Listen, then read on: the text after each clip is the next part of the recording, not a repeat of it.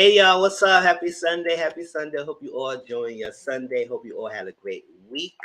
I myself enjoying my day. My day off. I'm so excited every time Sundays get here and everything because I get to spend time with y'all. Also during the week, some of y'all still communicate with me doing my Discord and stuff like that. So we have that constant connection. So I like that. All right, so what's going on, y'all? Hope y'all are enjoying it. If y'all saw the thumbnail, so yes, we finally gonna get to talk about it. It's called Riches. I had Riches on Prime. I know the title of my thing said Riches on Amazon. It's the same thing. It is what it is. But this is full season one review. We're gonna talk about it. We're gonna discuss it. We're gonna talk about different themes that's happening in the show, about family dynamics, siblings dynamics, everything that's going on, secrets. It was a good show. It was really great. The acting was well. The cast was beautiful, and we're gonna get into it. We're gonna get into it, y'all, like that. And that's it. So if you have not subscribed, Mr. 14. No, I'm not cooking. All right, I hear that. What you cooking today? Because I know usually Sundays I'm gonna cook, so I'm gonna order it out. But I'm gonna get me some salmon and some mac and cheese and plantains later on after I get off of this. If you have not subscribed, my channel is Mr. 14. Hit the subscribe button if you haven't done so. I am doing bigger, better things. I'm doing more things, and I'll let y'all know more about my plans on this channel when we do the end of the year live. But Mr. Grown is on Instagram. Time Mr. underscore Grown is on Twitter. Mr. 14, hashtag 3488. If you want the link, it's down below in the description box. And if you're so inclined to support me in any endeavors, my Cash App is there. $sign is a 140. It's a crispy chickpeas and veggie fried rice. Oh, okay. Sound healthy. I love it. Yes, yes. What's going on, y'all? Hold on. I'm about to come on. Hey, what's going on? Shine bright like a diamond. What's going on? How y'all doing? How y'all doing? Ciao.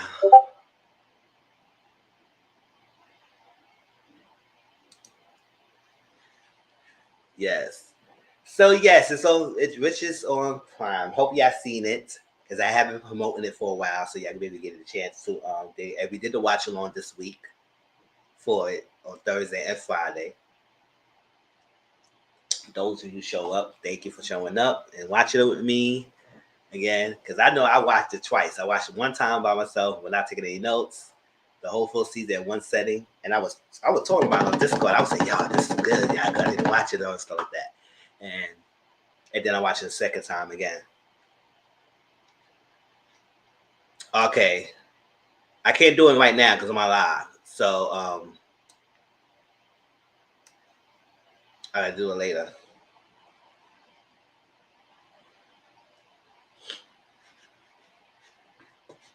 But we'll get to it. All right. Oh no, banner. Let's go into it.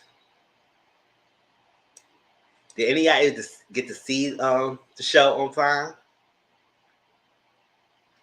Oh yeah, Wednesday. I did not forget Wednesday. I'm not gonna do a review on Wednesday. I put that on Discord because I want to watch Wednesday on my own and relax and enjoy it. I don't want to review it, so that's what it is. But if y'all want to discuss it on Discord, we can discuss it on Discord. I just don't want to feel like this. That's one of the shows I don't feel like taking notes. Yeah, taking notes and reviewing it. It's one of the shows I just wanted to watch on my own. Right?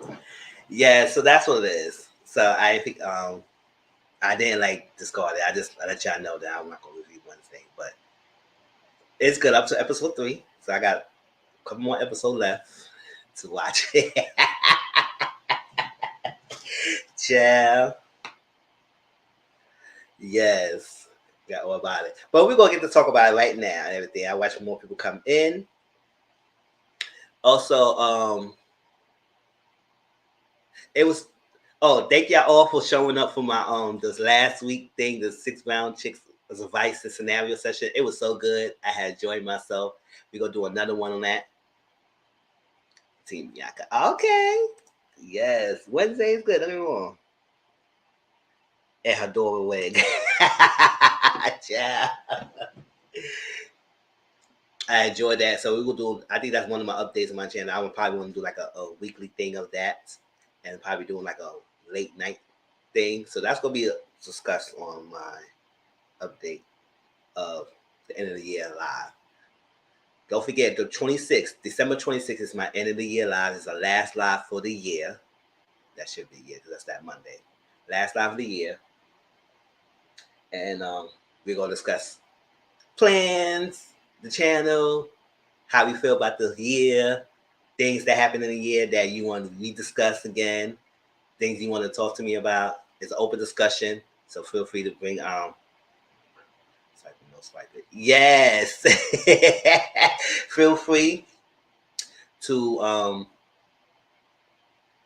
send me questions that you want me to answer or ask it during the live. It's an open platform. Any suggestion y'all might have that I could take into consideration, yeah, let me know. So that's December 26th. Don't forget, that's the end of the year live. That's on a Monday. You have to watch Interview with the Vampire. Yes, I know you told me about that. We have to watch it. I know you told me about it. If we do watch it, the watch alongs will be on Thursdays and on Fridays. Otherwise, I'll probably watch it in my spare time. I'll drink apple juice, y'all. Get my Dutch. All right, so as we're discussing it, I guess more people are coming along. Come in. All right, Riches is on Prime. It's season 1. It's one season so far. I hope they get another season because it was really good, especially how they ended. We need to get another part of it and see how it's good. It is located in, well, the scene is in UK. So, but you can say a lot of actors are African and African descent or African American and stuff like that. But they all did a good job. The acting, the storyline. It's mainly an all black cast, but they do have some sprinkle of the other nationalities in there. But that's that. I didn't even get no pictures of people because it is what it is. But they do have like the face cutouts of some of the cast, and this is the main people. So majority of the review will be mentioning these people names. So the person in the middle, that is Nina Richards, right? She is one half of the estranged siblings of the father. Right next to it, Stephen, is this little thing. You see this right here where my fingers at? That's Stephen. That was the father. He had 2 children, which was Nina, and what's the other one at? Nina. Oh shit! No one got Simon in there. Where's Simon? That's messed up. Cause that's Gus. That's Andre. Well, here's another children named Simon, and I don't think his face is on there. And that's crazy though. That's messed up.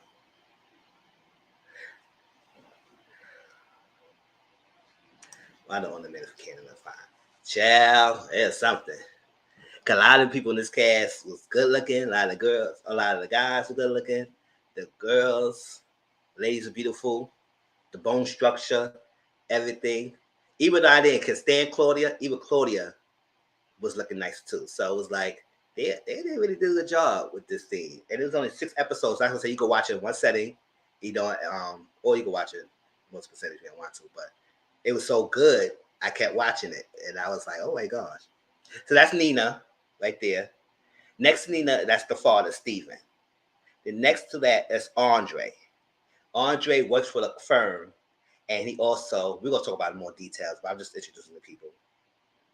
Then next to Andre right there, that's Wanda. That's one of the 3 siblings of the current relationship Stephen had with his wife, Claudia, right here. So Nina is Simon was children in his first relationship, but he left them to be with Claudia and her 3 children. Claudia, and he had 3 children with them. It's like that. This is Gus. That's one of the 3 children. This is Alicia. That's another 3 children, and this is Wanda at the end. That's other 3 children. So far, Stephen had 5 children that we had.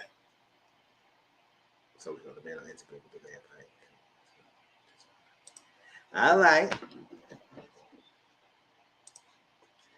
So that's set up. So that's the cast. And then we also had like, there was other side characters too. But like I said, I'm not really getting the pictures, and it's not really none of this is having to do it. You can look it up. It's called Riches on Prime. Riches, Riches, like the money.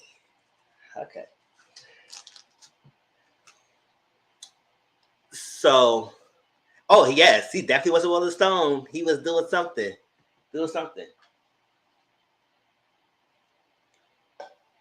Even the father was nice looking too, nice body, everything as well. But unfortunately, he died early. Unfortunately, he died early. No, man, give me some. Let me get this air because I'm getting hot. Hold up, y'all.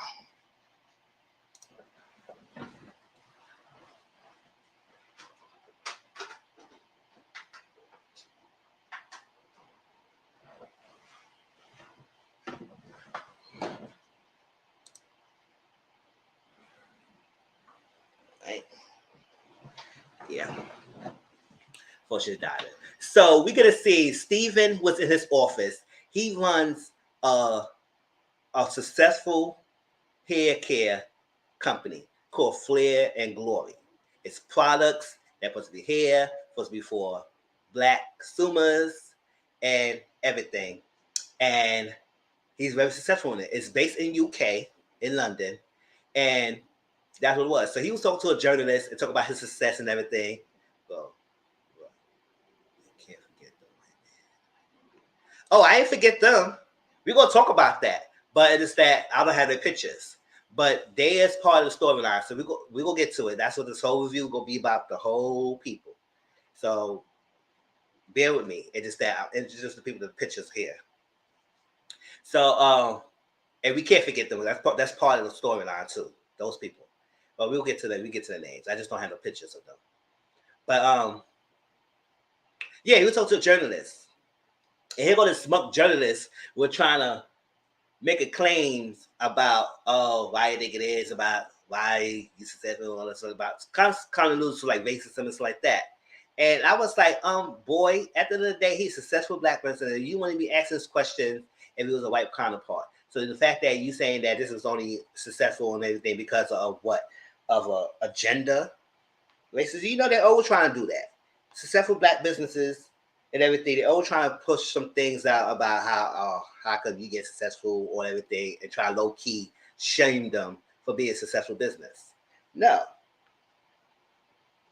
Yeah, ask about racism and ask about all that stuff like that. You think that's race plays a play? I was like, do you ask that from the white counterpart that racism plays a part of they getting winnings or successful? It's always like they always want to shun you and low key shade you when he trying to interview you. Like I'm glad Steve would shut him down and was like, listen. And he was very eloquent. He didn't get upset. He didn't get pissed off, but he just told him in a nice little way. It's like, boy, don't try it. And then the journalist asked him about the children, Nina and Simon. The children, why they not around and everything. And or they're part of this because they're your children and they're not part of his legacy. They're gonna be part of it. And he didn't. He ended the interview right there. He said, "Don't try it. Now you try and get too deep. We ain't having that. It's about my business." So he's successful. So jump forward to Nina's. Nina's was getting honored and celebrated for her do well, successful in her firm, and she was a VP. And I guess the VP gonna be dropped soon and become the president of the company. But at the end of the day, the person who was graduating was, I think he was the head person. He was a white guy and everything. So the company, even though she was doing successfully, I don't think it would work in the best interest in her part support. So I say that's what it is. That she's gonna be successful. She was gonna rise to the top in her firm and where she was at, and she's doing well. So to celebrate her wins, she went to the bar to drink and everything, celebrate her friends and stuff like that. Then she get a call. Went outside, answered the phone call. It was her father, Stephen. Right? And her father, Stephen, wanted to call her out of the blue. She said, I haven't spoken to you in 20 years. Because Nina mentioned that how Stephen left her because she remembered the father the most, that Simon. And she said Nina said that Simon, not Stephen, her father, left her when she was 7 years old and said he was starting a new family with someone else. So that's what that. So up to 7 years old, he was around. And after that, he's gone. So she said, I haven't spoken to 20 years. So right now, I think she's like 27, close to 30s, early 30s, something like that. And being very successful. Right. And he called out of the blue. And she said, I haven't spoken to 20 years. Why are you calling me now? What's up? And she don't call him dad. She called him Stephen. Or it's like that. So that what it was. And he did tell her on the phone call. Now, this conversation I'm about to say now, it was happening later on in the season. But he did tell her that I called you because he felt like somebody's going to hurt him and someone's trying to hurt the company. So he called Nina because I think he knows Nina has the most drive and ambitions. It's kind of like him as well in shape or form. Even though she hasn't seen her father, she shows a lot of qualities of her father. So that's why he called Nina and he never called Simon. That's what saying he had 2 other children and he only called Nina. So it's a reason why he called Nina after all this time to let her know about his trouble. So right after the phone call, he was in the office. Now, the white lady that Dominique was mentioning that is called Maureen. Maureen is the secretary of the company, and she's very loyal to the company. Now, while I was watching, I was like, this like little white chick, I don't trust her. But at the end of the day, she did a little sneaky moment, but she is not the one that trying to tarnish the company in some way, shape, or form. She is very loyal to the fault. And how she's loyal, we get to that in a minute. And what's the reason? But she came in and checked. Do you need me? He said, no, you did enough. You did a good job, Maureen, and everything. Thank you for your day. You can go home. And she said, sure. He said, no, you can go home. Right at the back, he was good. And then all this nowhere, he started getting a cough attack. And started getting an attack and his coughing, his wheezing and everything. And all of a sudden that he just collapsed. And I said, what the hell? What? He was all good. And then all of a sudden, it just the attack just came out of nowhere. And then, he's unalive. So, Wanda was called the siblings because, something happened. The siblings who found the father or know the stories firsthand got called the other siblings and everything. So, Leisha's the oldest. She's the oldest sibling of the 3. I think Gus is the middle child, which I'm the middle child myself. So, and then Wanda is the youngest, right? And Wanda was tasked to call everyone. Now, before that happened, Wanda was calling the mom, but mom was in the bed with Andre. Now, like I said, Andre was working at the firm. He's the CFO of the company, so he dealt with a lot of financials and stuff like that. So, bear with that. So I said, oh, look at Claudia being, little sneaky little devil. Girl. Cheating with somebody else. And you're supposed to be married. Mm-hmm. So she's in the bed with Andre. The phone's ringing, going off, and she said, turn that off, whatever it is. So that's that. Wanda was calling Alicia. Alicia was doing some podcasts and everything for Face Caroline or whatever she was doing. And Alicia was doing good, and she's well grounded in her aspects, and she has a lot of ideas, and her products are doing well, and she sells her things really good. So she was doing that. Now, when Wanda was calling her, you can really tell the tensions and things like that because she didn't want to listen to Wanda, so she just ended that phone call off and didn't even hear what the hell the conversation was. And I said, "Ooh, girl, you gonna feel shame if you find out why she was calling you." But I know sometimes you might get that sibling that you was like, "Child, I don't want to deal with you." Click. I don't got time and everything, but you never know. So she clicked that off. Now Gus was in the club. He's a little rich boy, clubbing it up. He has some friends that at least should offer his freaking fortune. It's like you always get those freaking friend groups. They around when you got the money, but when you broke, where they at? right? So they coming up, living up his fishing Gus tab. He up here, they spending up his money on the tab. And I was like, child. And then he gets the call from Wanda. And Wanda said, Dad's in the hospital and everything got heavy up. And so he trying to rush over there. Now, he was rushing, but he was not speeding. So he was trying to get to the hospital where he's not speeding. But Gus got pulled over by a white police officer. And he did stop him for speeding because he wasn't speeding. He was on the speed limit. And he was good. He was in the club, but he wasn't drinking. So I was like, he was swerving in love with stuff like that. And the white officer just stopped him. And looking him up and down and everything, he said, oh, this is a nice car. Trying to insinuate that he can afford this, how he can afford this kind of car, whatever. Or so. So he said, why are you stopping me? He said, oh, you disobeying the law, the officer like that. So Gus was like, hold up for a little bit. So he trying to figure out why this guy, officer, is after him and why he got a hard on for him for whatever reason. You stop him for no apparent reason, just to stop him. So I guess they started him up a little bit. So Wanda is off the hospital, trying to scream at the freaking nurse, see what the hell's going on. And I said, relax. And it's going, we can't come in there. We're trying to handle it. And as they was talking, the father, it couldn't stay anymore. He was good for a while. It was deeper, and then it could start flatlining. So it was no saving him. So after that happened, that's when Claudia came. The wife, she came and said, what's going on? And my husband, I said, oh, husband now, but you was thinking about husband when you was in that freaking bed with Andre, huh? You wasn't thinking about husband then, but okay, whatever.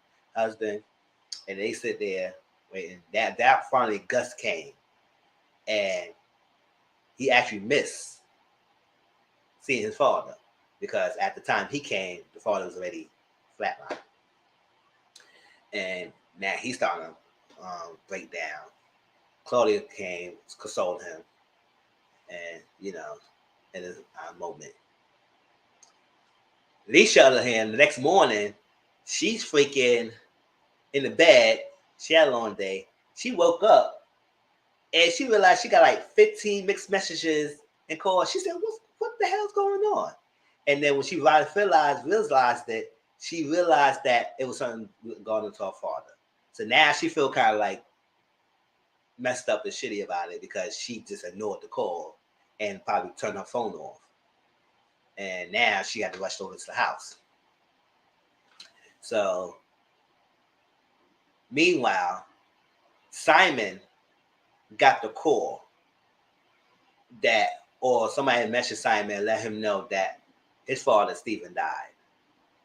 So he was tasked to tell Nina. Now, Nina was celebrating. And Nina had this little thing going on when she's like to get her rocks off, which is fine, but she don't have no attachment to it. She just sex him and leave him. And that's what happens. She saw this guy in the club, not the club, at the bar. She was eyeing him, good looking guy, eyeing him and everything. And she asked X with him and everything. And after it was done, she told him, oh, you can go. You're not staying the night, because he thought he was going to get some freaking drinks and things in the bed or something like that. She said, no, you can go. He said, oh, really? You going to kick me out? I said, yes, she kicked you out. It was I was a child. That's what I said. Don't assume just because you go to somebody's place in the nighttime and y'all freak that you're going to be staying the night. Not necessarily. That's you got to have things, opportunity to get back home. You need to get back home. Don't get upset. So she kicked him out. And while the guy was going out, Simon came to the door. Simon telling Nina that their father died. And Nina was trying to act like she's so unbothered, she don't even care. But actually, in actuality, she does really care. Because she was saying, I don't care, and all that stuff like that. He ain't meet me, like that. He hasn't been around for nothing. Why I don't want to go over there, and all that stuff like that. Doing all that. But when Simon said, girl, you're going to need that closure. And I know she definitely needs that closure, or so whatever shape or form. All that stuff. So they decided to go to UK for a couple of days. They're supposed to only be for 3 days, right? Go to UK for 3 days. Their mom, right? The first, who Stephen had 2 children with, first wife, she was against it. She said, "Why are you going over there?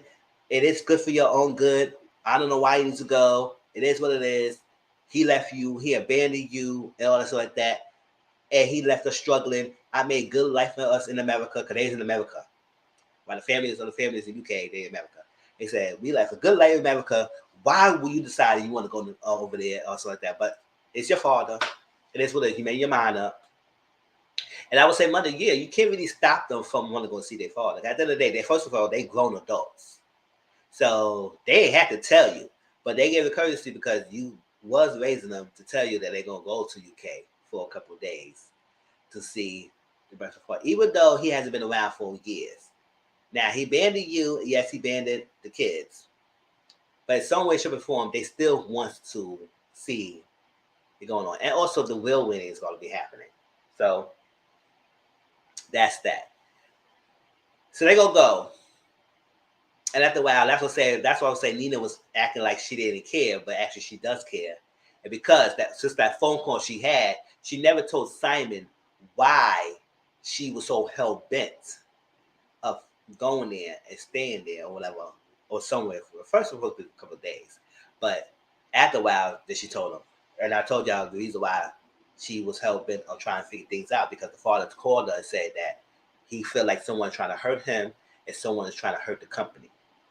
The two things that his father told her, and now it's in her mind. After all these years, he called me, and I'm the person he called at the time, and tell me about his worries. And then all of a sudden, after that phone call, he unalive, he dead. So it was like, that's kind of strange coincidence, right? But that happened. So they gonna go, right? At that time, Claudia with the three children was there. They all feel the hurt of their father dying. Wanda was being a spoiled brat. She going off for everybody.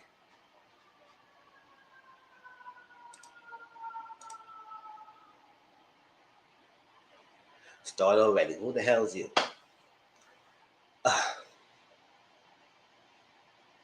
So she be a spoiled brat. She going off to people, the workers, say, "I tell you off right. Why you did this? I said, calm down, girl. That's what it is. You gonna eat the food, eat the food. That's it. She's going off, a little small little brat, little child that she is. All spoiled, not really doing much of her. She has a white boyfriend named Luke. He comes to play later on in the season, but we'll get to that in a minute. White boyfriend named Luke. Oh, how y'all enjoying this review so far?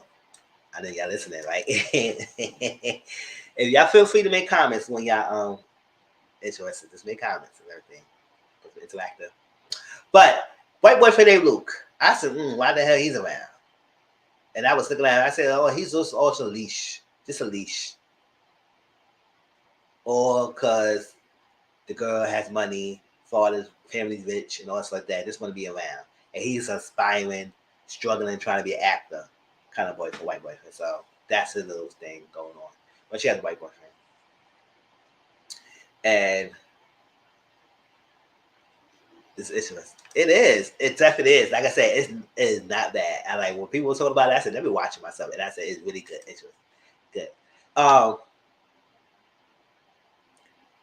So they was talking and they said what's going on. The will is about to happen and so, and that's that.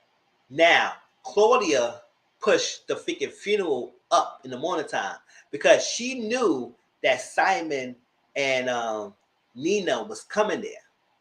Gideon, that's the white dude that Dominique's mentioned. He's the executor of Stephen's estate and everything. Executor of the will, whatever all that stuff that. All that terms, interesting terms, all that stuff you can say.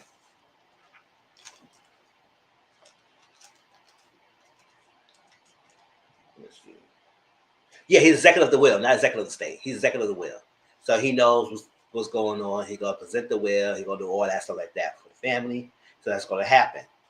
And Gideon was excited to see Nina and Simon to come through because at the end of the day, he knows Stephen and he knows that Stephen does think about his children and talks about the children for a while and all stuff like that. So it was very interesting. So he got them there.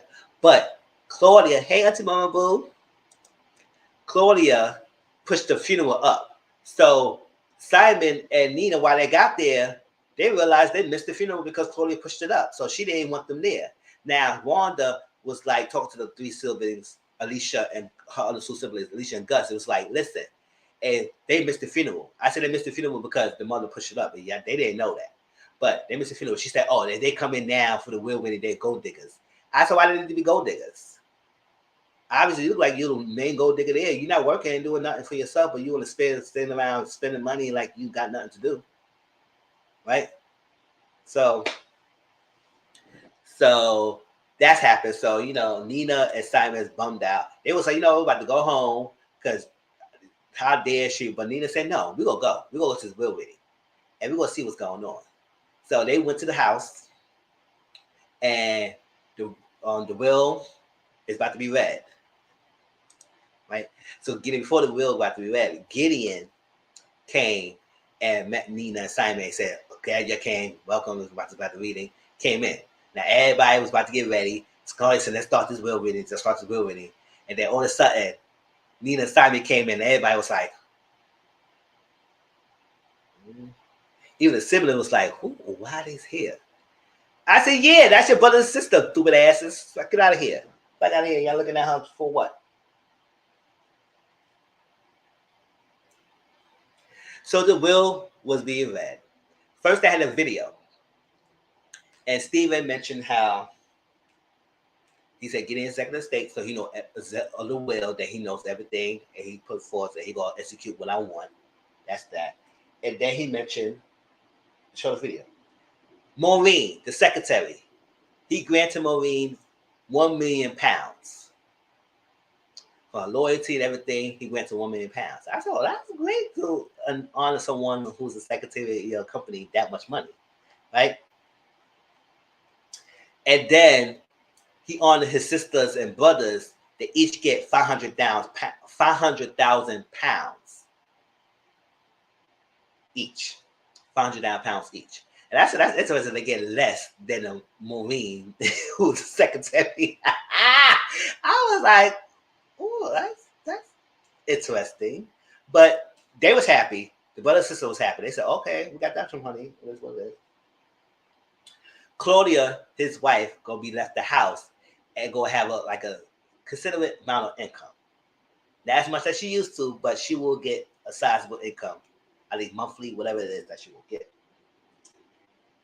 Then he mentioned this word, genetic bloodline, and keep that word to your mind as we going down the review. Genetic bloodline. He mentioned that, and he was very specific by saying that. So he said, my genetic bloodline children will split 30 million pounds between themselves, and it will be locked in a trust, and they cannot touch the trust until their 40th birthday. I said, oh, 40th, that's okay. All right. I guess he wants that. He wants to make sure they build a relationship, whatever it is, all that stuff like that. This is a point, so they're not ruled by money. So that's why he pushed it to. They won't touch that trust until their 40th birthday and everything. So I guess they can build, they can work on the company, create money for themselves and everything, and not rely on the trust. So you gotta wait till you're 40 years old to trust that money. But his genetic bloodline of children would get split that 30 million pounds. So, like I said, keep that in mind, that word in mind, genetic bloodline, okay? So, Claudia, yes, 40th, yes, the 40th birthday. They cannot touch it to their 40th.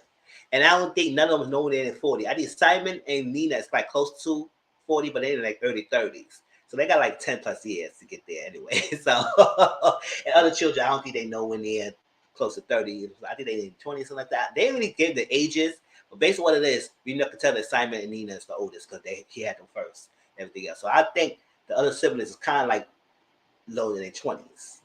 20s, less than that. So we'll see. So that was that. After the will reading, child.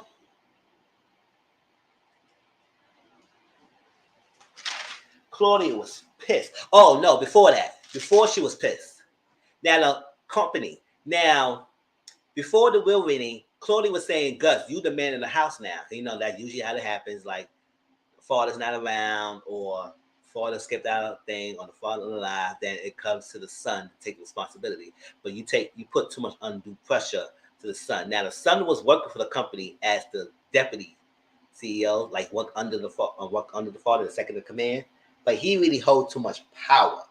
And he didn't get respected for other people because everybody was going to, they will say, oh, you was second senior thing, you deputy senior slaughter. You second to none. You ain't have this many responsibility or stuff like that. So he thinking it's like he gonna take over, he gonna be CEO because you know he was second command and he gonna be running the company now. That's what he thinking. All that stuff. Boy, Steven had another thing coming.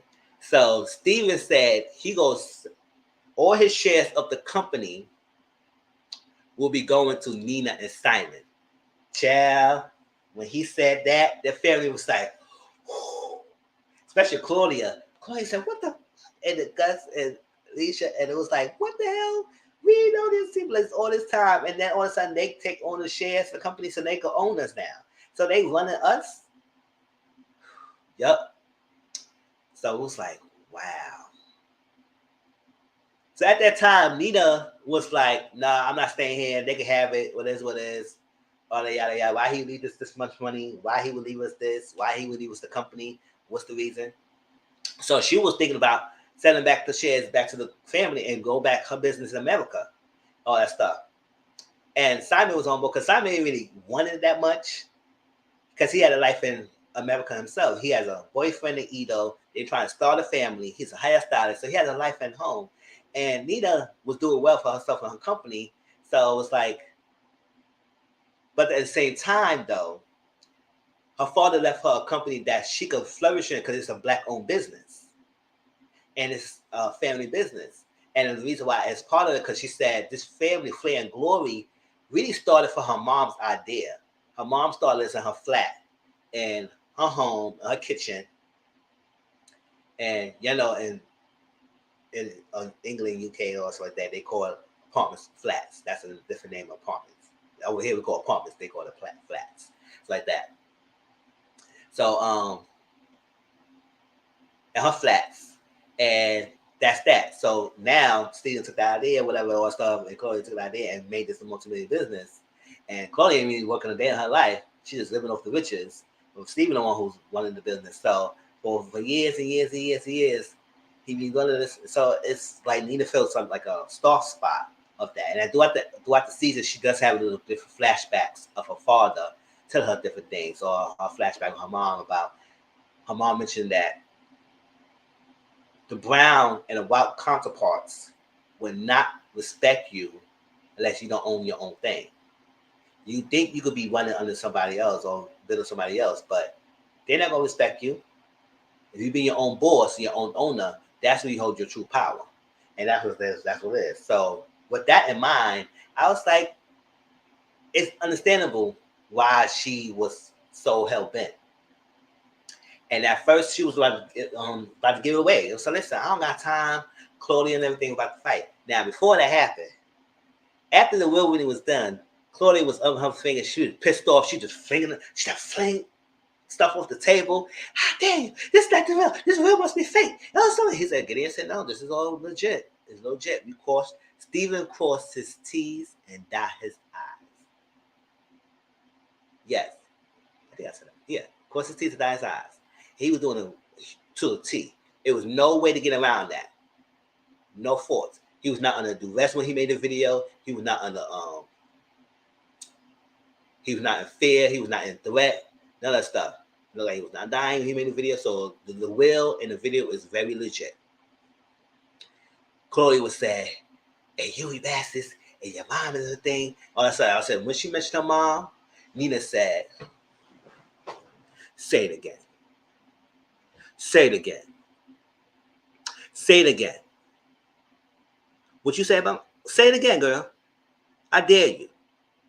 And the intensity in Nina's eyes, when she told Claudia to say that again, say that again. Claudia was mute as a motherfucker. I always say, that's right. Don't be coming off popping off your mouth about my mom, bitch. We're not doing that.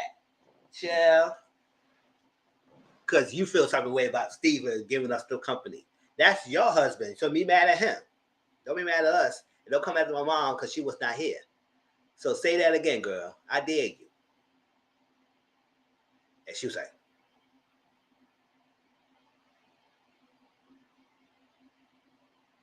mm-hmm. Mm-hmm. But they didn't really want it at first. So after that, she talked to Gideon about signing the thing over because she talked to Simon at first, and they would say, "No, we're gonna give this out, give it up." Simon gonna follow whatever Nina wants. So whatever she decide, he gonna go along with it. So she was gonna try to give it up. Let's break the paperwork, and all she had to do was sign it, and they would be back there. So they had to deal with them anymore. They had to deal with Simon and Nina anymore, and they could go about their way and they could continue their business.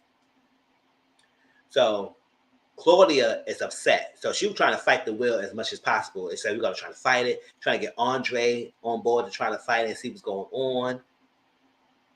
And at first, Andre was like, it's no way getting by. That will is legit. But we will see. She said, I don't care. We got to find some way. We got to have some loophole about this. Get out. She ain't put up a fight. She gonna put up a fight. She ain't letting this down easily.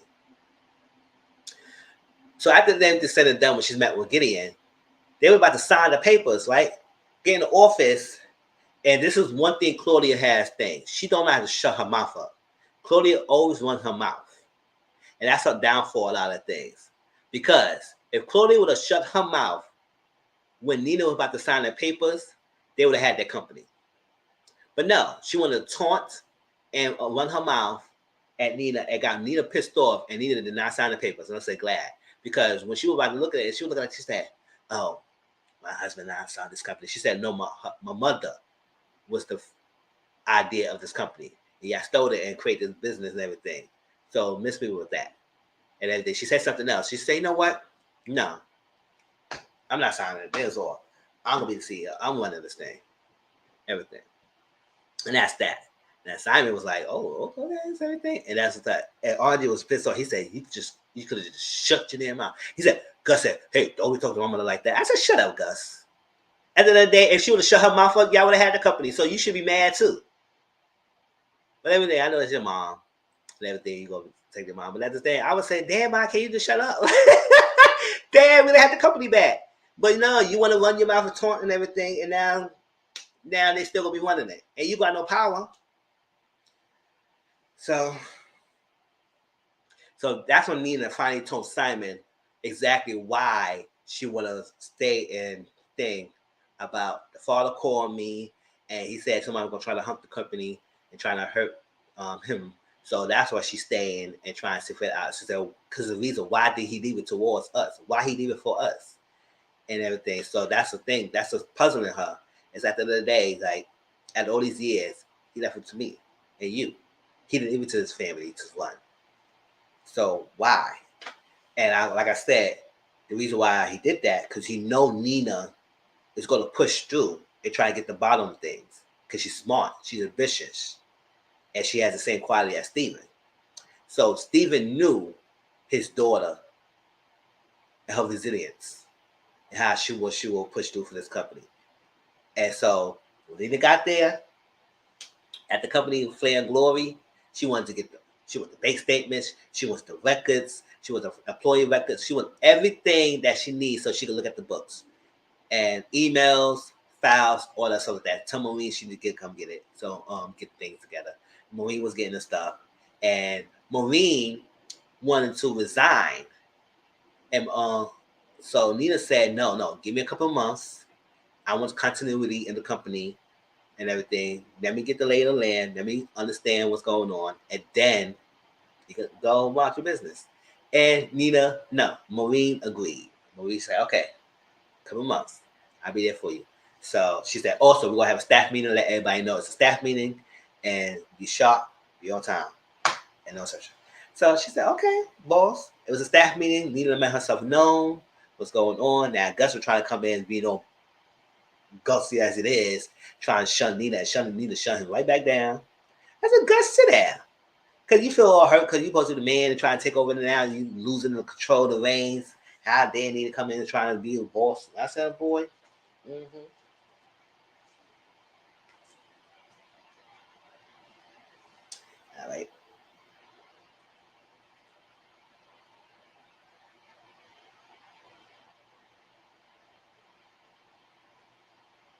Mm-mm. So that's that. And let's get to the nitty gritty of what's going on here, y'all.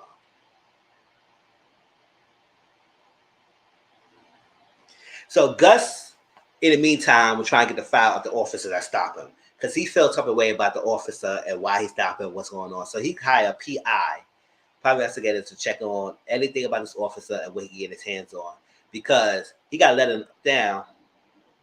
Yeah, Chad, this title levels. This title levels of mess, and I'm in. Exactly. I tell you, this show is good, y'all. I am not fun. And when I saw that, this is one of the type of shows that got me sit down for one second and watch the whole season. I usually don't do that for a lot of shows. I usually take my time, but this thing had me hooked. And it was only 6 episodes, y'all. So it was like, it wasn't too long.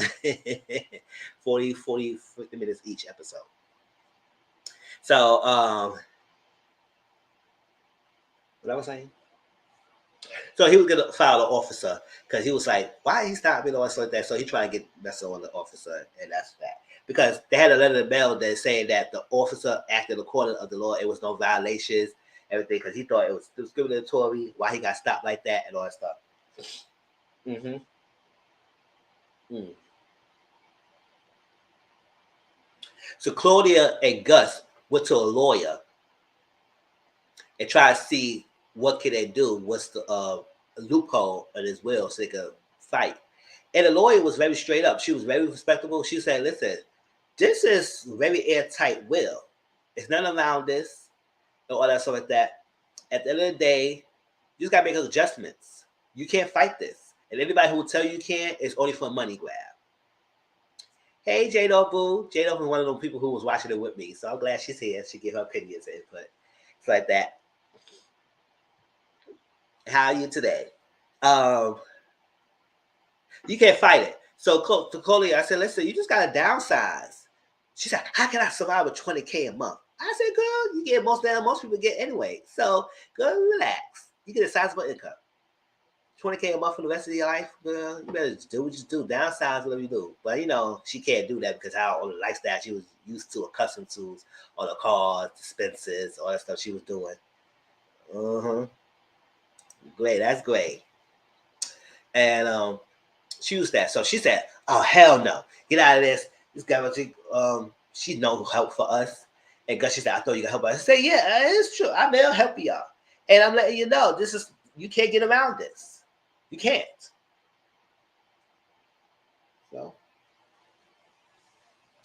So, Wanda, she's the youngest. Her card got declined, so she was out trying to get some ice cream or something like that, and she tried to swipe her card. Her card started declining. And they said, "What's going on? Why her card declining and everybody else still is working?" This show got me back to my old self sometimes trying to picture back. I hear that. Yo, Jayla. And her card was declining. I said, "How her card declined? Like, what happened?" So that's that. So Luke had to pay for it. And she told her mom, and the mom said, "Don't worry about it. I'll give you another card. You can use mine for the time being." And stuff like that.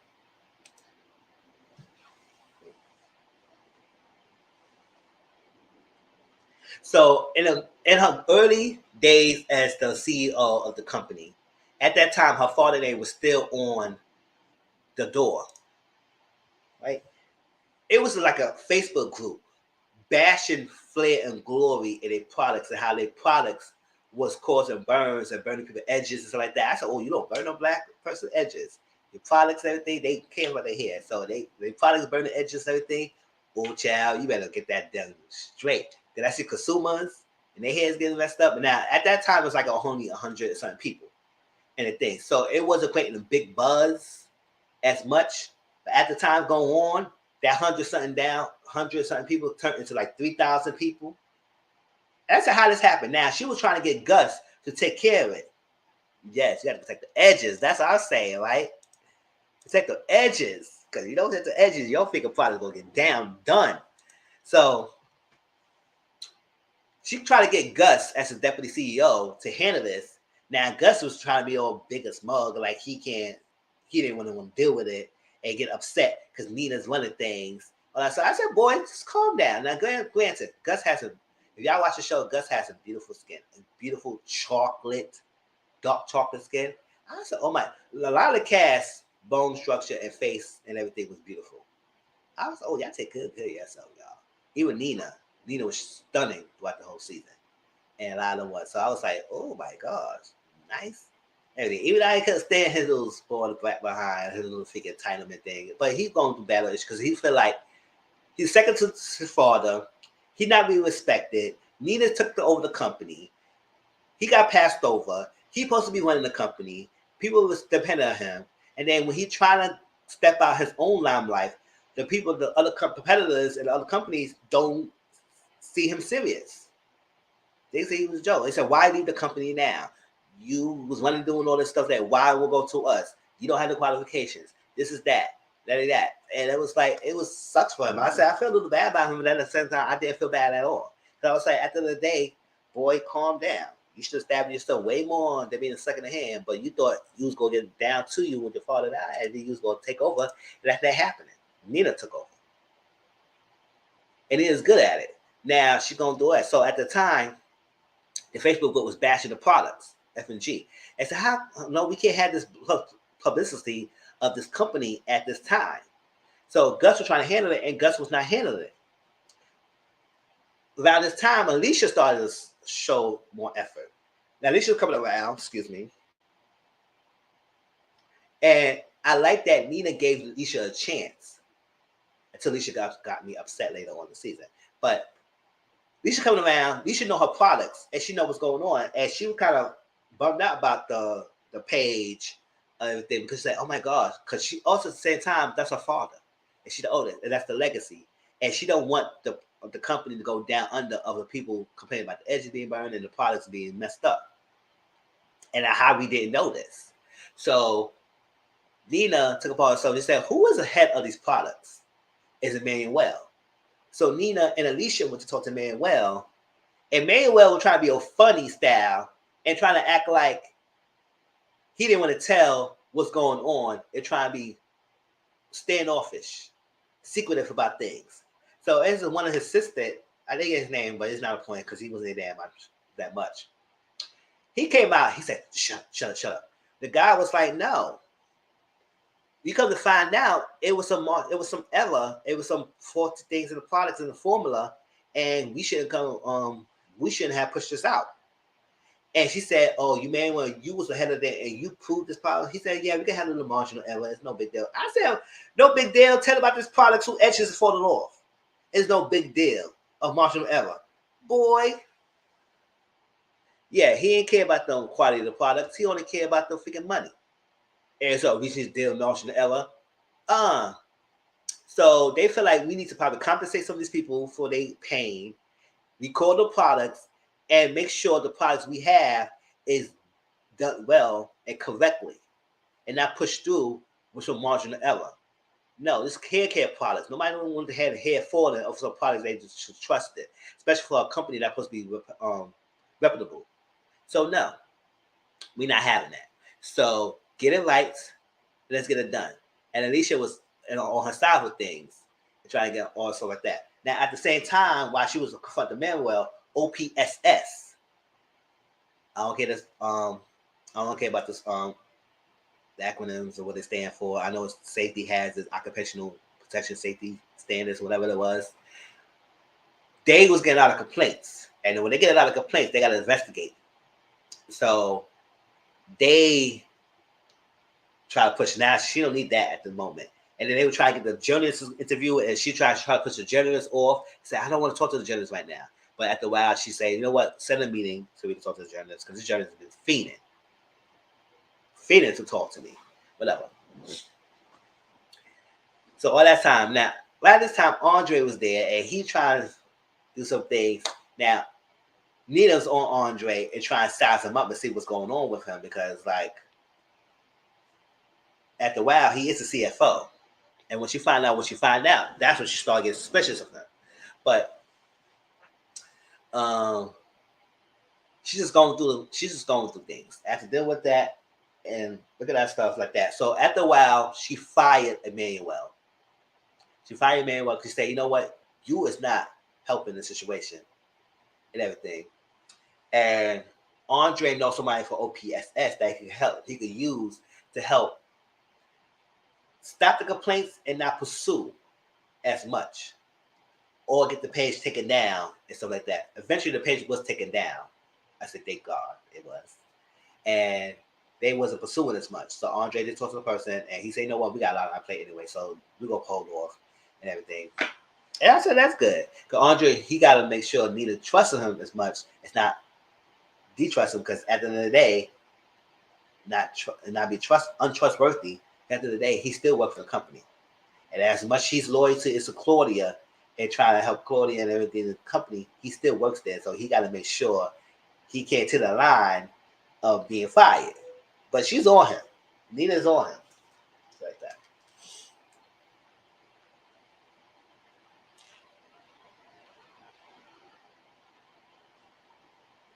So when Nina started looking at the books, she said, this book is a mess. What's going on? Why? Because she talked to Gideon at this time. And she said the books is a mess. It's all over the place. I don't know how what's going on, what's up, but it is terrible. Yeah, see me? Or I should take off this graphics. See, I know the graphics right now. I keep the graphics there. She said, this is terrible. Like, what's going on? And then that's what Gideon told Nina that 6 months ago, the first will they had, Nina and Simon was not included in that will. But he changed it recently to create this new airtight will that he has now. So I don't know what happened, what changed from the first time that the will that included Nina and Simon, but now this time included them and everything else. What's that? So that was that. And he said, how you didn't know what's going on? What's up? He said, Stephen didn't diverge a lot of information. And I said, I wonder why. Why he diverged everything to you. He kept some things secret, and that's the reason why he kept some things secret. Right? So she definitely still needed course reports. She said, what's the course reports? Why is it not on my desk yet? I'm trying to wait for it. And trying to get Andre to get the course reports, and Andre is stalling. And she said, boy, give me the course reports. Now, like, come on, heavy up. Let's go. Now, you know, I'm dramatizing it to make it interesting, but it's still interesting stuff. So some things I make dramatized. So that's when she saw the course reports, that she started realizing that a huge lump sum of money is missing from the company. And how much was missing so far? Let me see what it was. I think it was 20 million pounds. What's your name? Let's go find out. 20 million pounds.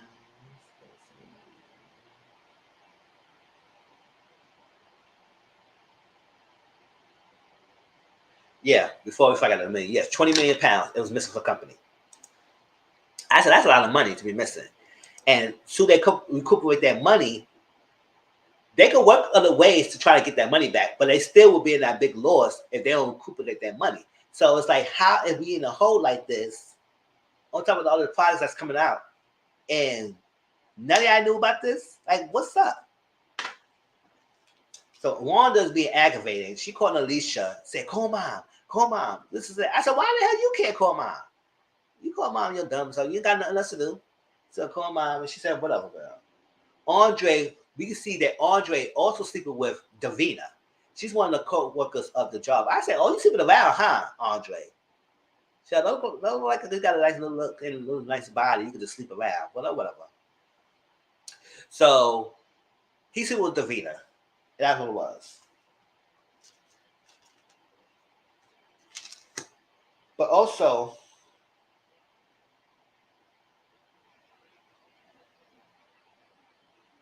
yeah, also, whatever. While he was at the OPSS, Andre, right? He saw that Gideon was talking to somebody. And it seemed like a shareholder, whatever it was, he was talking to someone, and he saw that. And then Andre came with the idea. He said, you know what? I know how we can get Nina and Simon out. We have to get the other shareholders on our side. And we also got to find the secret shareholder, because at the end of the day, Steven had a secret shareholder that nobody knew that he could use. And then we get that person and everything on the side, and then we get the other people shares to our side. We could outvote Nina and Simon out, and they won't be the own this company again. So at that time, Chloe was upset with Andre before he mentioned this idea because she said, "How can you miss this? What's going on? You must be you putting the CEO in a position to look at everything, and then you didn't realize it. What's going on?" So now he's in a rock and hard place with Claudia, and then Nina's on his ass and stuff like that. So he's trying to balance everything out. So when he came with this idea, that perked up Claudia's interest. He said, "Okay, let's get this done." And this is the time where I was saying about the page. That was tip of this damn iceberg. It definitely was. And so the page, and I talk about how she fired Manuel. And at the time, she wanted to hire Alicia. Now, Alicia at first was bummed out about it because she was not trying to take it because she said, "You know what? Alicia had a lot of good ideas. And out of all the siblings, she was very well off. She took care of her money. She invested her money well. She has her own flat and everything. So she's not hurting by the company loss and everything as the other two might be because she knows what she was doing. So she won't be affected as much. Wanda, on the other hand, will probably have to live with her mom soon and give her her place. And Gus' apartment was paid off, a flat was paid off for a year, so he could stay there till his lease renews, and then he got figured out what he needs to do after that. But until if they don't recuperate the money, this is gonna be the situation. So she wanted to hire Alicia, but Alicia said they didn't want to let me be in it because first of all, she was the girl. So Gus was running, so that's a sexism right there. As it's like, okay, so I can't run the company. And then also she was also brought about her dyslexia. So she said, "Oh, I'm dyslexia. I'm a girl. They want to run it." Also like that. But Nina said, "You got this. You got the vision and everything. And everything else, your mindset, you have the thing for the products. You can have someone who's second to you to do the paperwork, summarize things for you, so you can be able to use your vision to do other things. Work the space. You have it." Alicia was playing chess. She said, "You ain't gonna have me messed up today, child." Yeah, the other two baby best was babies, child.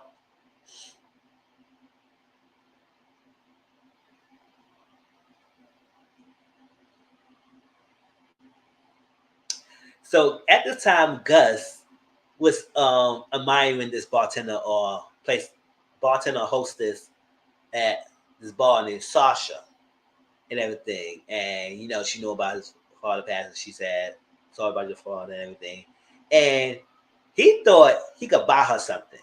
So he bought a special ass necklace and everything and then show it to her place and that everything was gonna be okay. Now, I know most people probably will love it, but at the same time, yes, I do understand why Sasha might feel a type of way about it. So you try to think I'm like a freaking kind of whore, a chick that you could just buy and just throw jittery at because you can spend money on me like I'm so freaking what a gold digging chick. No, if you want to come at me correctly, and you have to know the people you're trying to court, because some people not always admire or so hype about you throwing jewelry and money at them. Some people love the simple things. Do it old fashioned way. Talk to me, come at me, take me out to eat. Let's chill out in the house. Let's do something. Whatever. Throwing a necklace at me and just send it to my place. It's cute and all, but you just can't just buy me things or buy me for my affection. And that's what you're trying to do. And he said, "That's not like that." But she told him off. She said, "You want to come at me, come at me correctly, boy. Don't do it that way." Mm-mm. So meanwhile, Wanda was in the house because she got nothing else better to do, like always. I don't really care for Wanda. She had nothing else better to do because she was just titled. And she found a safe in the house, a secret safe that nobody knew about. It was behind some bookcases. And she said, "Bye, bye." And Claudia knew about that either. So whatever that safe is, it's tight shut. Claudia trying to get open. The guy said it's above my pay grade. I cannot open this. You gotta get somebody specialist to open this because it got some other stuff on this that you just can't just do a simple whee. It's other stuff you gotta do for it. You gotta need some tools for that and everything, and he ain't have it. So they're trying to figure out the same thing again. So Nina was telling her mom was considering staying, saying, leave it alone. Why are you so pushing this? Stop it. I do it for your own good. Leave it alone. The mom was so hell-bent for Nina not to pursue. And I was knowing why she's so hell-bent if this is her freaking idea and vision. At all this time, and why she don't get a part of it. But it was something about that mom. We're going to talk about that later. But she was so hell-bent. And she said, stop it before they drag you down. Stop it before they, like, at the same time, I do feel like the mom do feel for her children, and she wants the best for them. And she don't want them hurt and be screwed up and chewed up about this freaking family that her ex-husband abandoned her for. At the same time, you should have been straight up in front, and you knew some things was happening. So, that's that.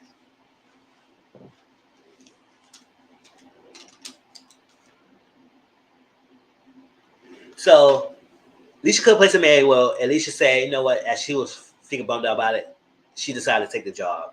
Because they were trying to play it like she can't be done, she can't be good about it, or whatever.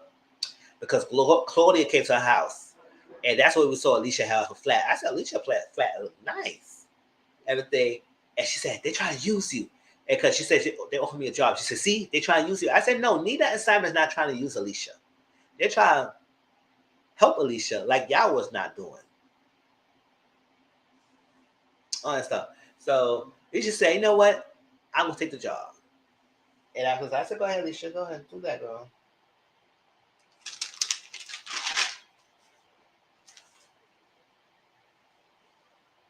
So, the secretary, Maureen. Remember I told you she was kind of some sneaky thing? This is one of the sneaky things that I saw that I said, oh, maybe she's doing something. Right? So, while Nina was asking for emails and stuff like that, it was stalling. It was not coming to her desk fast enough.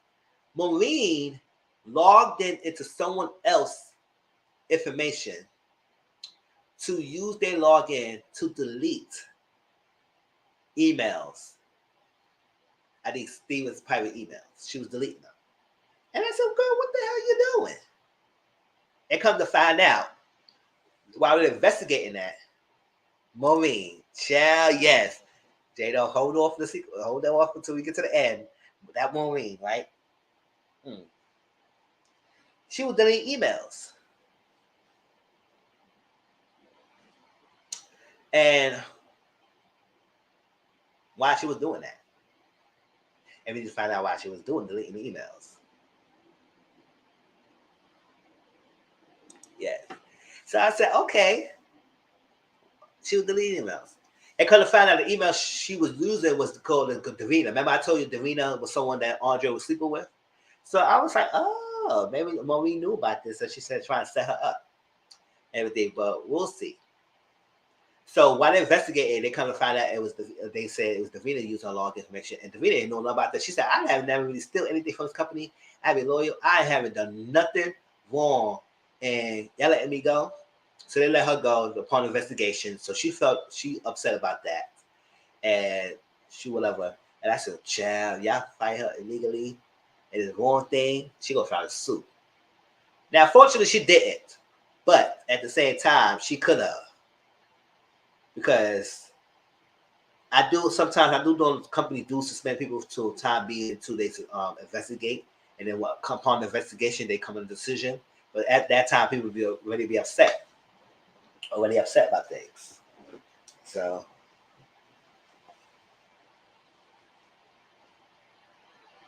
So while Nina was investigating, she realized it was 20 million pounds missing from the company's finances. Now it was like nobody knew about that. So when nobody knew. But at the same time, we did find out that the father sold some of his shares to a secret shareholder, and they're trying to figure out who is the secret shareholder. And I'll turn off my thing because this Wi-Fi thing is acting up right now. So I'm turning my camera off until it stops. So it's secret shareholder There you go. Don't know why. It's doing good all day. Secret shareholder, and trying to figure out who this person is, because now we can use that and see if we can get them on our side because he showed some of the shares. And if we get that, then we can get that person on our board and we can outvote Nina Simon.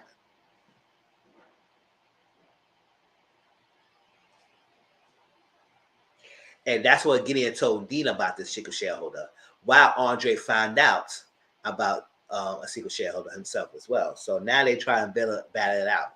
So at this time, let's battle it out to see who we get as a secret shareholder. So Nina is feeling so overwhelmed by things. She wanted to get an itch off. So she's on this app, because I think it's Tinder, whatever she was on. I think it's Tinder, whatever. She was on a dating matching app, because, you know, I told you Nina likes to get off and she likes to get her little thing on and be about her day. And not, she don't want to take no serious relationship. She just wanted to get a little itch. It was definitely well written. So she saw this app and she matched with somebody. Was Asian Romeo. That's his name. And her name was Brooklyn. Whatever. Brooklyn Babe, Asian Romeo. That was the alias name. Because you usually don't put your real name on these dating apps. You put an alias name, whatever. So Brooklyn Babe, Asian Romeo, they met up and they matched each other and I just talked. And he said, you know what can help you on your day? She said, what? Some D. I said, oh, straightforward, Asian Romeo. I would say, hey, it was, and to be honest, y'all, it was 5:00 in the morning when she was on that app. So I don't know what y'all think it is. That's not no lovely dovely hour. That's a freaking hour. So the fact that he mentioned that was right in the alley of the time that they mentioned each other. Around 3 to 5 in the morning, that's a freakiness hour. So yes, it is freaking. So he said D could help you get over your stress. And she said, okay. I guess they went to the gym and they started freaking out in the gym. I said, not the gym, y'all. Y'all can go somewhere else. Asian Romeo is the Irish bloke of my dreams, child. He was nice looking too. Even though I could have stood him a little bit afterwards, and we're going to get that in a minute. But I was like, oh my gosh. Because I was like, something about him was like, making it like, think he knew about this lady all this time? But we get to it. We get to it, y'all. Hope y'all enjoying it so far. Let me know your thoughts. Or in the gym and didn't care. I said, child, what, get the D in at the gym. So I said, whatever people want. Listen, in these days, people mind their business sometimes. They may watch or they may not. You can have a whole freaking, whatever. It depends on the place. Some places they ain't gonna let you do it. But some places it's like, whatever. Child, you can have a whole sex scene and people just kept walking and walk by and they didn't care about you. Some of them might be shocked.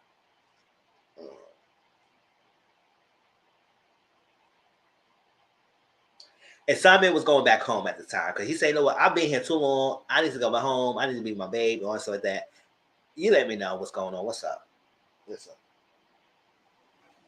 So at this time, they were looking on Face of Flair. It's a private company. It's an event they do every year.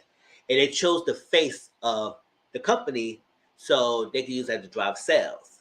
So at this time, we realizing that all the people that Claudia was spit like, because she was like the person who spearheaded this organization, this event every year, and they spent like a 500 whatever plus pounds.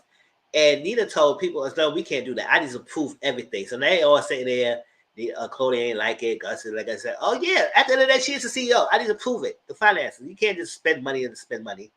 And that was colorless.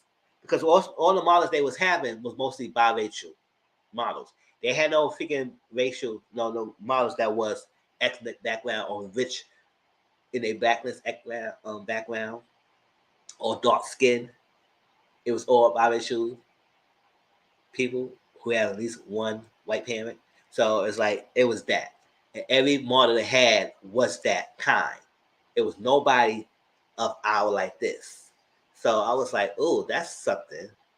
And I said, if you always gear to that type of audience, that's what you attract in, and then you exclude the other type of audience that you have. So we need to have some Afrocentric people around here and let it be known that this person is the face of us, and we have all the light brights, right?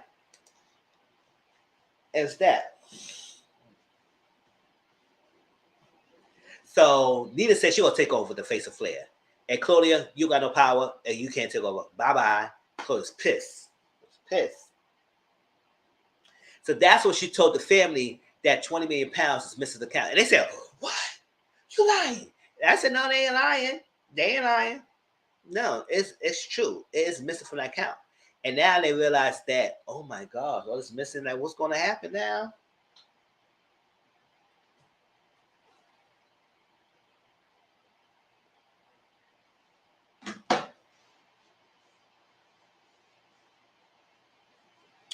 And that's what Gideon told them. Listen, Wanda, you might have to live with your mom. Alicia, you good. Gus, after your lease is up, you got to move, whatever you got to do, all that stuff. That's when he confronted Andre and said, listen, you the CFO. You're supposed to know about this thing. What's up? What's going on with you, man? You are the person of finance, and you cannot tell me that you did not know all this money is missing? Boy, it's not adding up. So Gus realized the PI found out that the officer has a huge depths up his ass, a lot of depths. I was like, what the hell he's doing? But it's crazy. That's that. So they said the face of Flair gonna be a soft rebrand. That's the soft rebrand. Child, watch it with really slowly do their mind, their money in this place. It's go exactly. That's their problems they have. Child, the money is going. Their whole face was white. Oh my gosh, what am I gonna do? What's going on? All that.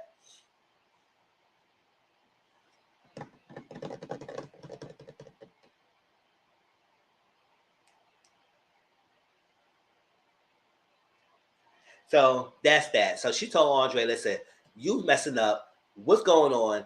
And you should be. So I should fire you because you're not on. You're not on it. I said, oh, maybe you should. Yeah. That's why I told you that Claudia tried to get safe over. She was not successful. So,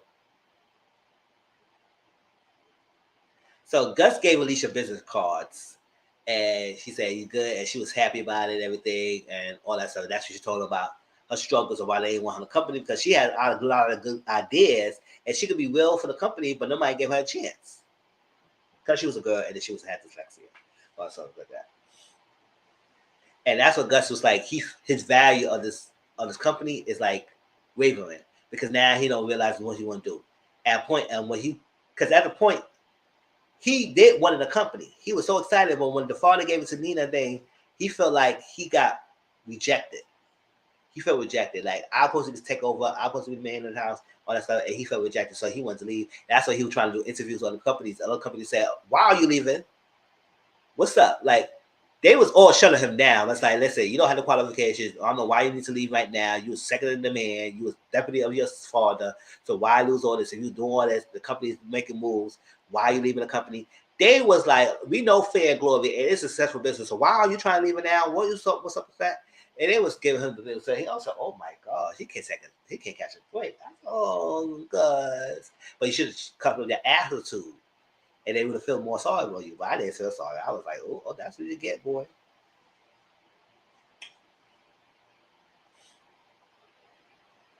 So that's why I said Chloe don't like to run. She liked to run her mouth. So she started went to the blogs and tell about the business of Fair Glory and how they had money troubles and other stuff, and then they had to get shareholders to come over and save the day. That's what I say. I don't think that he has. I think he only had the qualification because he was working under his father. And the father gave him a job to work under him.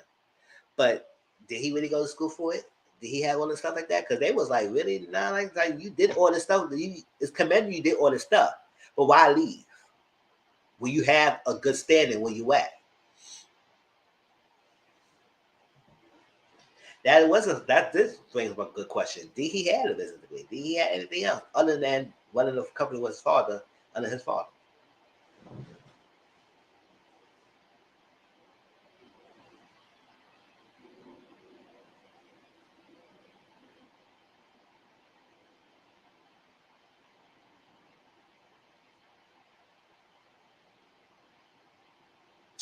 Oh, So Wanda was on a FaceTime with her mother, Claudia, and they was talking. Luke came in and they stopped talking. So he said, "What's up with that?" I know that sometimes it's Greek. Like you walk in the room and everybody stopped talking. I said, "What the hell going on here? Are y'all talking about me or something?" Yeah. Don't you hate that feeling? So they stopped talking, and that's when Wanda told Luke that company got some financial troubles. I said, "I don't know why you told this white little bitch. I don't know why you told him that. He don't need to know all that." And now he realized he was leeching off of you, and now your family got troubles, and you got money troubles, child. And he's a struggling actor, trying to be an actor, and he can't do well. So, so it was a good thing. Oh, this is one thing I enjoy. Alicia was shopping, right? Alicia was shopping for some shoes. And then this lady took the shoes that Alicia had in her hand. He said, "Oh, I was looking for this. Look at the size. Can you go for this like that?" She said, no." She said, "What's wrong with you? Why you not do your job? I asked for a size 8, whatever it is." And she said, "Where your manager? I didn't talk to your manager and everything." So the person came out. She said, "Hey, Alicia, what's going on? Your private room is upstairs, and let's get you some things." That lady's face dropped. I said, "Girl, tickle your face." She was shook. I said, "That's what you get, bitch. Why you always thinking that we are some help? We were some help." The fact that that white lady in the store said, "Alicia, we got a private room for you. Let's check this out," made that lady feel like dritty. Like, how dare you assume that I was some freaking help or assistant in the store that was poor, and I try to serve you when I'm here shopping for myself. So Alicia took her shoes right back. Thank you. And went upstairs, and that lady was shook. She was like, even the daughter was looking at her. The daughter was quiet. The mom was doing the most. The daughter was sitting there, and even after that said that, the daughter was like, the mom said,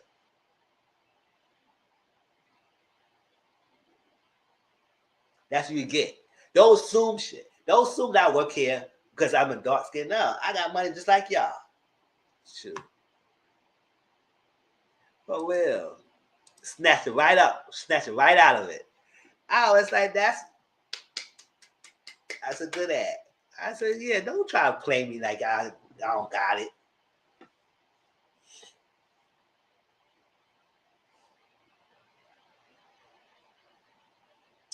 So at the time, the Face of Glory, when there's an event, the Face of Glory was happening because it was between two people.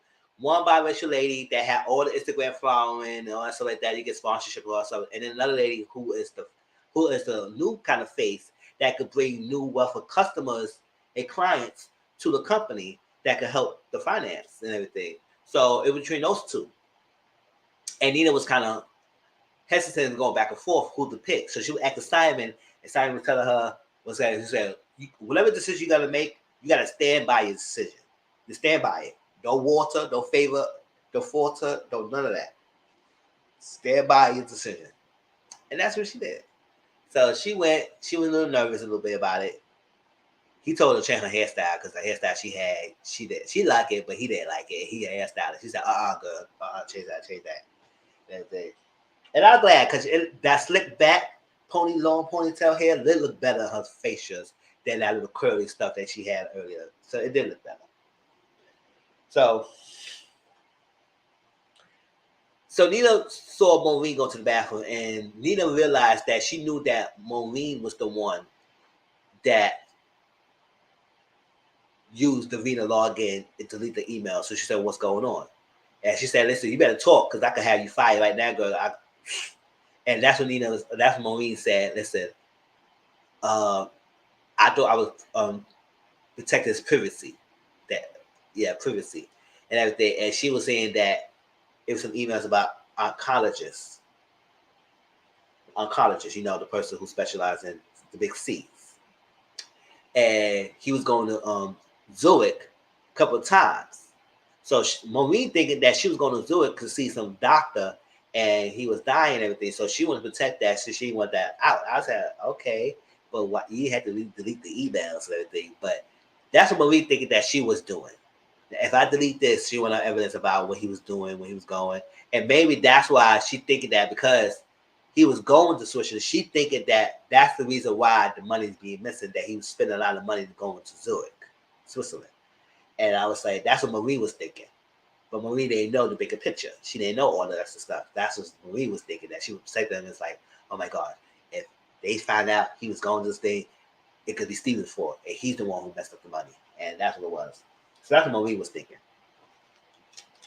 Even though I didn't like what she was doing, because I was saying, you sneaking little chick, girl. But then when she explained her reasons, I said, oh, so Marie don't think that she was doing that, trying to protect Steven. Okay. So Davina, while Nina was giving her speech about to announce the person who's going to be the face of Flair, Davina crashed that place. She strut her ass in that freaking thing, strutted. And everybody was looking. I said, I should walk past there. I said, okay, whatever. Sat down at a table and told the whole table where Claudia and the siblings was at that Andre and Claudia were sleeping with each other. And she's, how you know? Because I was sleeping with him. And Gus and everybody said, what? Gus was pissed. And even Alicia and Wanda was like, what the hell? Wow, really? For Andre? So that's what's something. That's why it was going on. Last year, his freaking nose was not in the book so much because he was all up on freaking Claudia behind.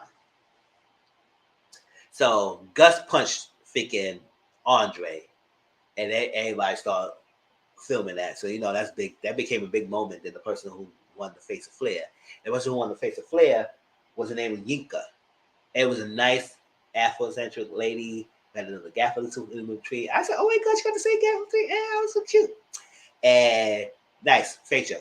That was a great decision because the person who was like a high fashion tweeted that, and it got more notoriety. So because of that, it brought more money to the company. It brought more customers, more faces. That was the right pick.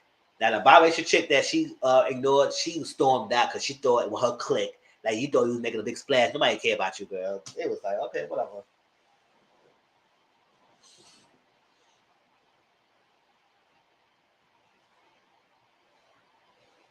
So at that time, Claudia and Audrey figured out who was the secret shareholder. And they said this father shows up share to this Irish person named Meta. Meta has some companies. He has some stakes in a lot of black and I think some Asian, black or something companies, and in Irish companies, black and Irish companies, and he has a stake in it. So his share was bought to him, but Meta fortunately passed away. So his shares and who's the owner of the company now is to his son named Rishi. Rishi is Asian Romeo.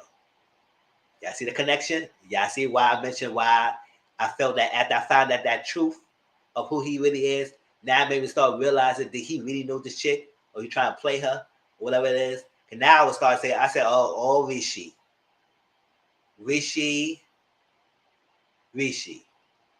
And Rishi was a guy like a guy. Giving good D, laying the DY, Lord, and stuff like that. All charming. Nice facial structure, not everything. Chad, let me get a Rishi myself. Yeah. So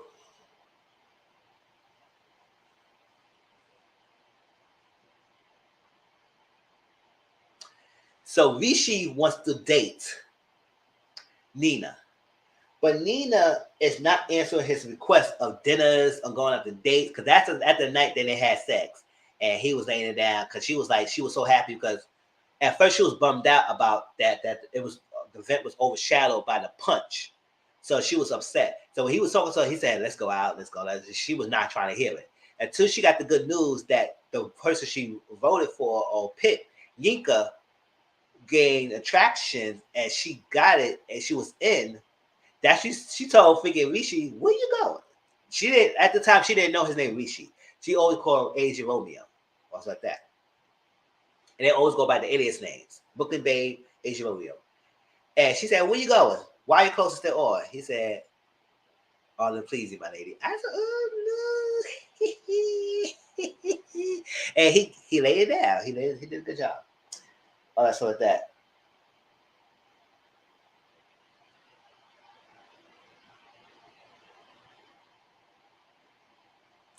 So at the time, it was a battle of getting the shareholders. So Claudia is going around to different shareholders. They met the auntie, they met other people, and she would try and get those people named, get those people on her side to vote. Because they had an annual shareholder meeting. And at that time, Claudia was trying to get a company called Ultima. Ultima was a company, a white-owned company that was trying to help. They have a habit of saving low companies out the financial because that's the game for them. Whatever they will do that. So they a loan shark, kind of like a shark, vultures coming after. So they was willing to put £100 million in a company, £150 million in a company to save their finance troubles. That's way no more to save their finance troubles and everything. And then Chloe will say in an agreement that Gus and Alicia will be CEOs. Yes, and the lady wishes. I said, that's right. No, that's right. Why are your clothes still on? Drop the drawers, bitch. Fuck out of here. So he will help their finances. And what he was smooth. He was smooth. I just sucks that he could have been more on her side a little bit, but I explained that a little bit more. Hope y'all still intrigued, y'all. Hope y'all still interested. Let me know. Like that. So he tried to get their votes. Chloe tried to get their votes and everything. And that's what she did. She was getting people on her side. So annual shareholder meeting, because they try to get Ultima, and they say if these deals happen, then they can work on it and they won't lose their company and everything. And I said, even though Nina is making strides to do better with the company, with the products getting done, recalling, making people happy, the revenues is coming up, and it's working. It's like that. I just want to make sure everybody's still here. It's like that.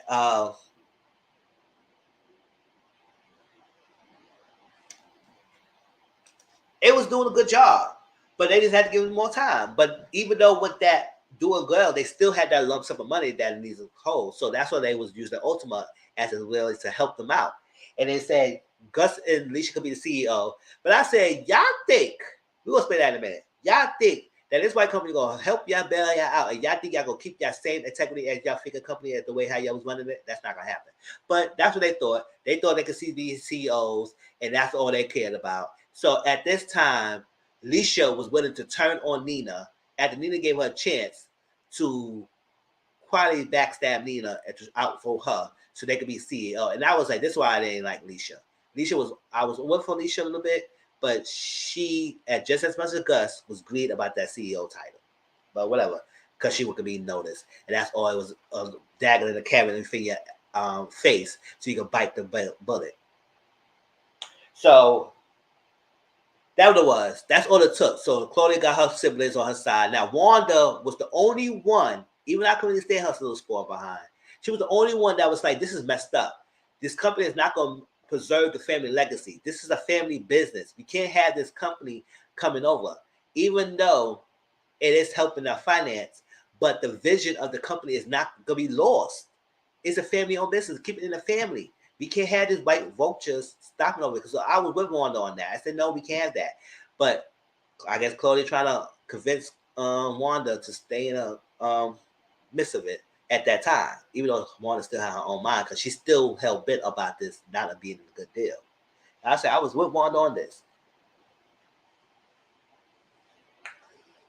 But now they're getting so popular, the product's getting sold out. I said, now what's going on now? The product's sold out. They got so much popularity that everywhere they try to buy the products is getting sold out. Now the product's not coming through. It's outside the center. What's going on, distributor center? What's going on? Is it in the field? At this time, Gus was helping out. Is it in the field? And they realized it's too many people in the hand cookie pots. They said one product's in China, but that is South America, and then they come over here, and this and this is that. I said, so this not the center they went to was not the distribution center. They was getting their products from someone else, but that they had to wait on that because they get their products from America, and they thought they were sourced in China, but China sent it to America, and America is in the UK. I said, what the hell is all this? So y'all paying all these people for products that's going to different. That was too much. Y'all could have cut all that middleman and kept on only one center, or y'all could have done y'all thing yourself. Hire your own staff, have your own center, have your own thing. That's what Stormy doing. She don't have to go do all these different things, whatever. But I said, that's what y'all spending all your money on, paying all these different people. It was all over the place. I was like, what the hell are y'all doing? That's not good. So she let Gus to handle that. And Gus said, okay, go. Why should she go back to the office? Now, Gus also found out that the officer was doing illegal dealings, trafficking, all that stuff like that. So I was like, oh, child, that officer's trouble.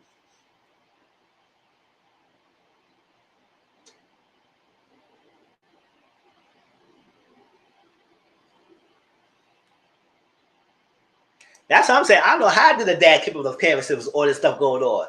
The money in the hole, all these distribution issues, the products messing up. I was like, oh my gosh. But then the only person he called before he died was Nina. I said it was the reason why he called Nina. That's all I was saying. Nisha had that ambitious drive to push this through and go for it. He knew she was not gonna back down. So when I get Gideon and everybody was telling Nina and Simon about the shareholder, who the shareholder is.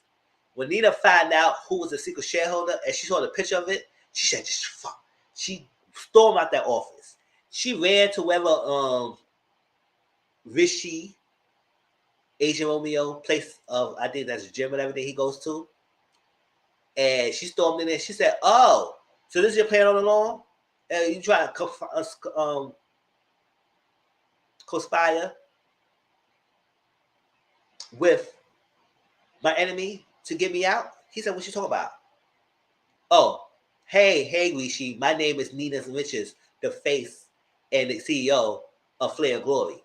And then when she mentioned all that, he said, "Oh, well, Claudia mentioned none of that." I said, "Oh, so now your freaking memory came back, huh? You was acting dumb and freaking clueless and dumb when she was confronting you, but now your memory came back." And now he said, "No, you trying to think I was trying to conspire against you, and I was a conspiracy, like I was trying to outvote you." He said she just mentioned it, and she said it's about business. He's still trying to come up with his family, his father's things and finance everything. And if it's a good deal for the company, then he's gonna vote for it. He said it's not personal, it's just business. I said, okay. She said, "Oh, so if you want to be there by my side, then vote with me. Don't vote against me. I'm doing good for the company. Vote with me." He said, "I can't take that route. I didn't look at the thing. I got to do best for my company." I said, "Okay." She said, "Okay." She walked out. And I was like, yes. Now, granted, I'm not saying because they had sex, they had all that stuff like that together, that he's supposed to be obligated towards her. But my thing is, he could have at least thought about it more instead of worrying about it and saying, "You know what, this could help out there with finance," and that was the vision that she was going for. Let her stay out. This is a presentation. He said, "Oh, this is a presentation. Whatever is better." It really was no presentation because she came to you and made it stay in a situation that you already know. So it was no presentation to be presented. So you was gonna give Nina a chance to present herself. You didn't give that a chance at all. So the fact that you will sit there and say that, "Oh, it was okay. I want to see the presentation and whatever is best and everything." I said, it seemed like you ready to make your mind. The company's in a hole with 20 million pounds, and you was a secret shareholder and everything. So this could help the company. It could help the rest of y'all. So it looked like you ready to make up your mind. So she said, "Okay, whatever," and she stormed out. And now he feels all bummed out about it. I said, you right. At the end of the day, I was like, even if you didn't know her beforehand, but I would say if you were a secret shareholder of your father company, you had to know who's the company and what's going on and keep the update with the company, right? So you so far behind and not knowing that Nina took over the company that you are owner of the secret shareholder. You was the secret shareholder owner now. I was like, child. So I thought he was freaking playing her. I was mad false, Nina. I said, "You fucking dumb child."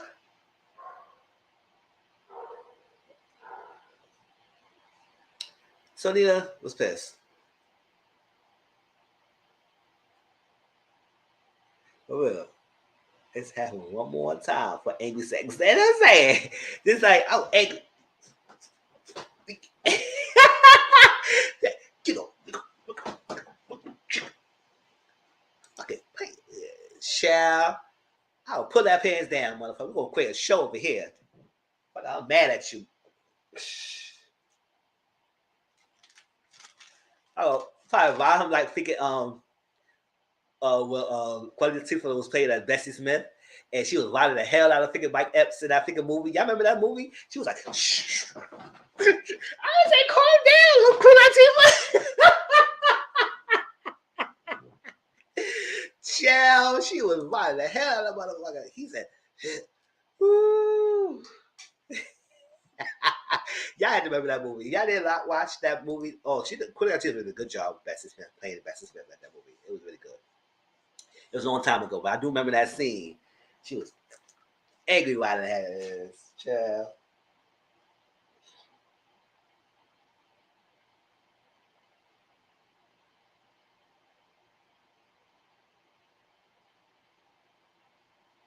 But he said, it's your fault for being secretive.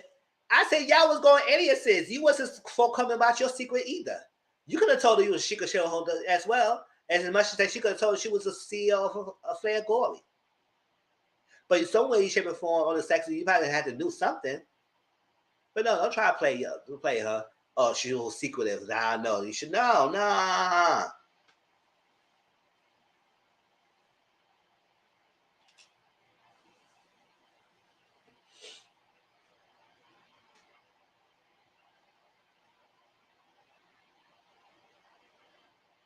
So right before the annual shareholder meetings,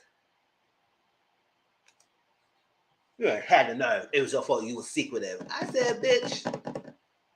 Now I come from. I'm telling you my truth now. Now you still want to vote against me, and that's because I had sex with you. That's what I said. I don't think that she should have think that because they had sex that he should be with her. But at the same time, like if you see the vision and what I'm going for, you know I'm doing better for the company. So give me a chance. Don't vote against me. Vote for me and watch so I can make this turn around. But you didn't give me a chance at all. So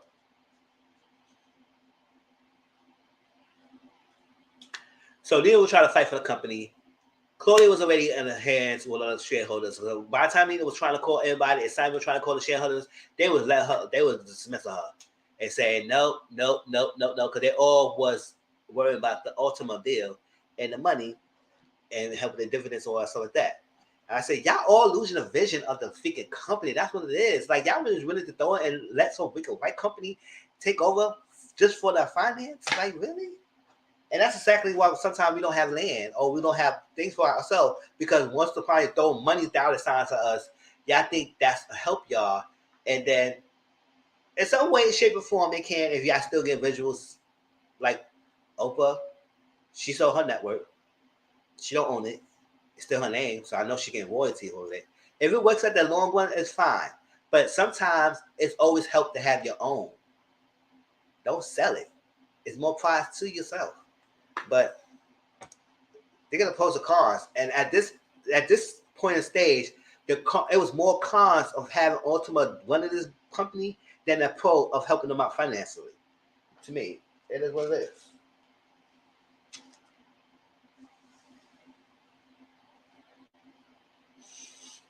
So before the shareholder meetings, Claudia leaked out the information. Now, at the time, no, it wasn't Claudia. Claudia ain't had no problem of the information being showed out. But no. Part of it was because she said you could have let on Easy or Andre. So at some point, Claudia want the article out, and I guess Andre was in on it. But some of the other information that was on there was leaked by someone else because the journalists were putting information out there about something else on that article that's besides Claudia and Andre. And it was for someone. Now, Wanda thought it was Alicia because she saw Alicia talking to the journalists and some other people there. Meanwhile, Luke was talking to somebody as well. All that stuff, but now they also realized it was a Mr. Shareholder for the meeting. So we need that person to vote to go whatever side it is. Because if it became a tie, that person can vote the tie. And so it was Della Sousa. That's the cousin of Steven. But that person passed away. So who owns the cousin's shares? Push pause on that. We're going to end that in a minute because I'm about to know who that was.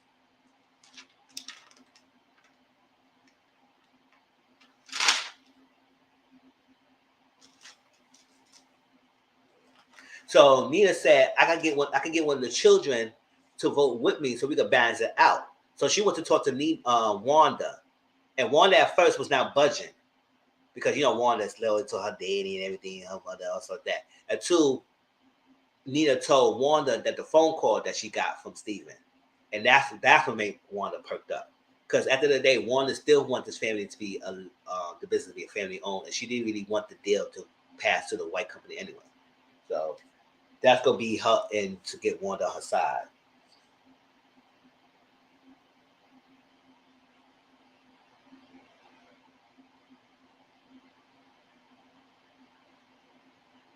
So at the time, we said somebody spilled the family's tea to the figure of journalists that put this article out there. Right? And at the same time, they was bashing Gus on that figure article. Gus was upset. He said, "Stop." Alicia said, "Stop reading it. Stop reading it. Like, let it go. It'll mess you up. Just build your own craft. When people be CEOs, you can work to prove yourself, right?" So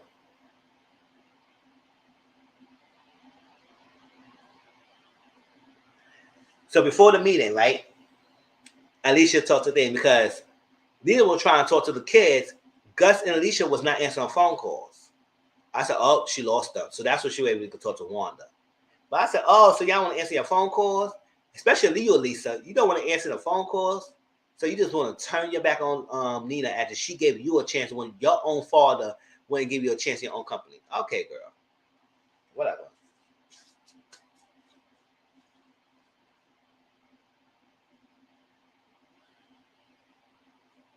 So Wanda came. So when Nina talked to Alicia, Alicia said, this. I'm sorry and everything, but we're going to see her. She said, "Listen, it could be a good deal." And Nina told her straight up. She said, "Alicia, grow up. Grow the F up." And she talked her straight, like she talked to her like that was her own child. Grow the F up. If you think that this white company gonna make you create a black utopia, you're gonna be one thing coming. At the end of the day, they're gonna let you run how you wanted to run. They may think you have the idea, but you ain't gonna run it the way you want. It's not gonna be this whole black universe. They ain't gonna really care. Especially they really have no portfolio of black owned products. So you think this company gonna be saving y'all and let y'all run how y'all run it? That's not gonna happen. So grow the F up. And she walked back, walking that meeting. And Alicia Phillips looks dumb and stupid. I said, "Yeah, you thought something. Yes, you're cute and all, but don't try to act like this will be a great deal." So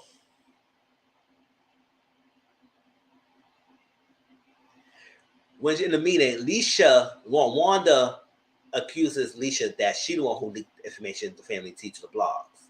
I said, "Oh, child." Alicia said, "No, I didn't." What? I said, "Oh, tension between the siblings." Okay. So the voting meeting. Mostly everyone except for Simon, Nina, and Wanda was for the ultimate deal. Because Wanda voted against the deal, they tied the share meaning vote to the deal. So now we have to get this missing shareholder, who's the Dela Sosa, the cousin, share and get that person to be the deciding factor of whether they're going to be against or for. Like, so Claudia was upset with Wanda. She said, "Wanda, what's going on? What's up? What? Everything." So Wanda voted against. Simon and Nina voted against. And y'all know Asia Romeo was on the board meeting and he voted for it.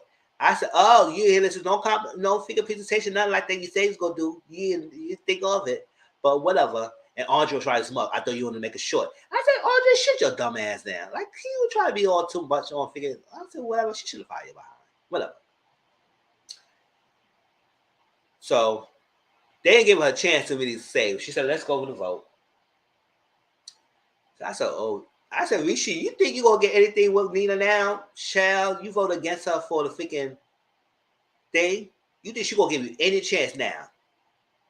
Nope. My kitty box is dried. I don't got no moves for you anymore, bitch. Fuck out of here. And I don't care. You want to make a business, then make a business. You ain't getting nothing out of me. And no dates, no nothing. Child, no more. So, guess who's the secret? Who owns the cousin shares? Was Nina and Simon's mom. I said it, y'all. It was Nina and Simon's mom. She was the secret. I was like, oh my gosh. So this lady was so hell bent for Nina and Simon not to run the company, for Nina to let this go, for her to have some secret shares of their own company that she want them out of. I said, Mom, what the hell? So she was on the FaceTime and she voted for the deal. The whole time she knew about this. She knew she was a secret shareholder. She had the shares of the cousin thing of the company.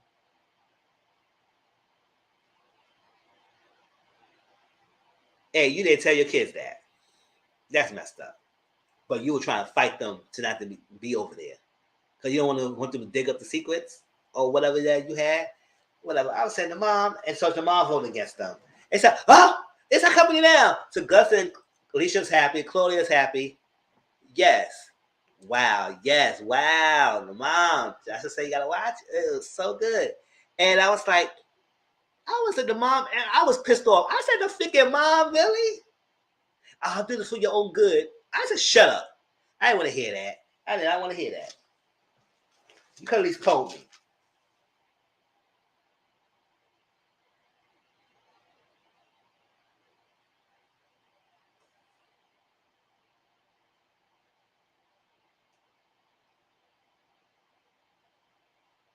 So Gideon said he missed oversight. But at this time, Gideon was not trying to fight. Like, how the hell Andre knew about the secret shareholder before Gideon? Gideon could have been spearheaded and all this like that, all that stuff. That's what I'm saying. Starting to look suspicious on Gideon's part. Because the fact for him to be so close to Steven and know a lot of things, he kind of missed a lot of things, and he was trying to fight hard for the deal and making it seem like I said,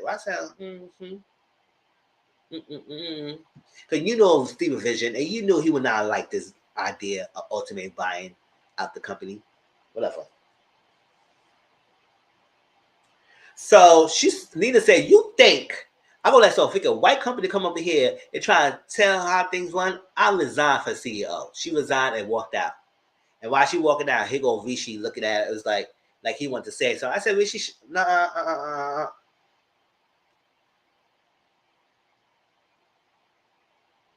out our face. We don't need to see you. You're cute and all, but we don't need to see you. Whatever.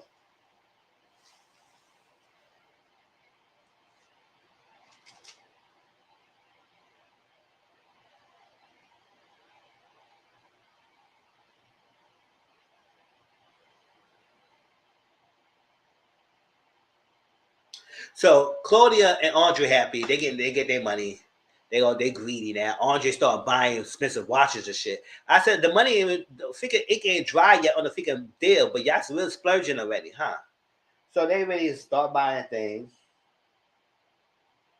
So it's Nina got a flashback of her father pushing her to say, "Don't lose the fight. As long as you stay in the fight, you can still win." And that's what they were playing. What's the name of that thing with the marbles and stuff like that? You pick it up and you play it.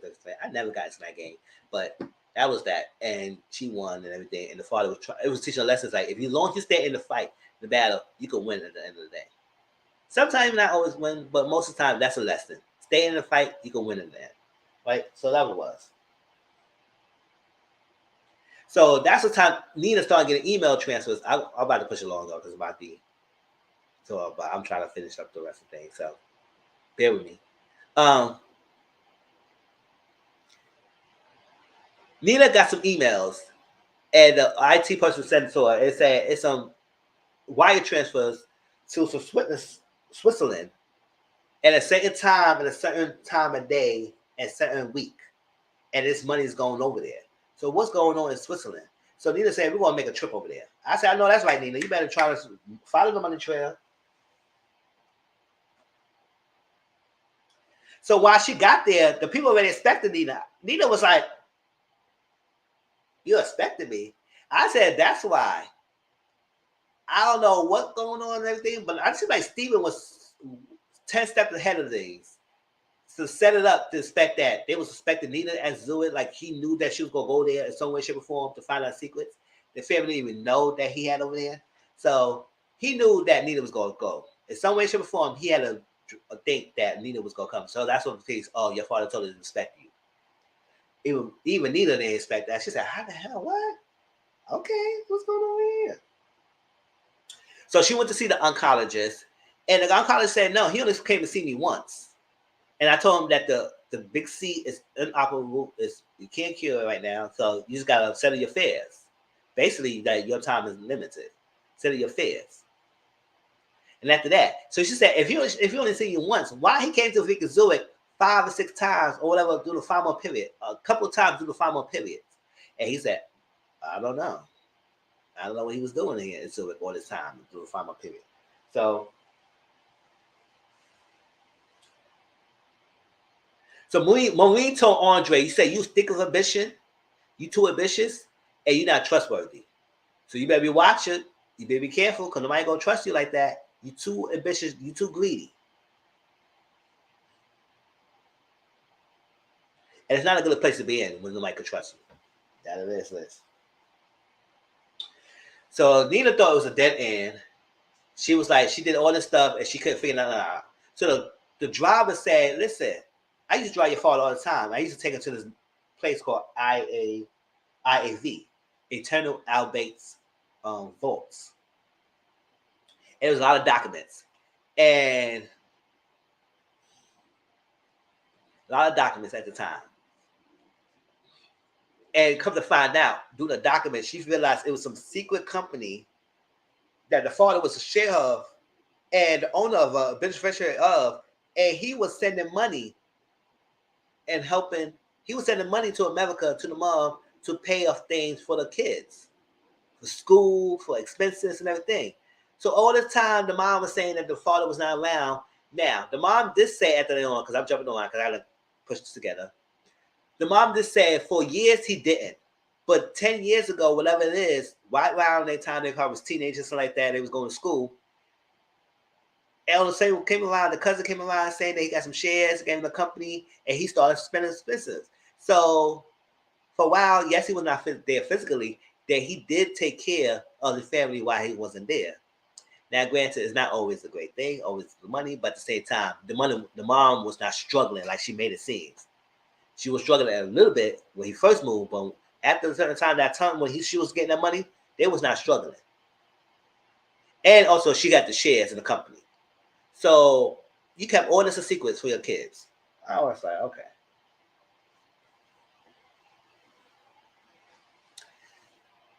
So that's what she found out. So he was supporting them, even though they think that the father's cutting them completely off, and that's not the case.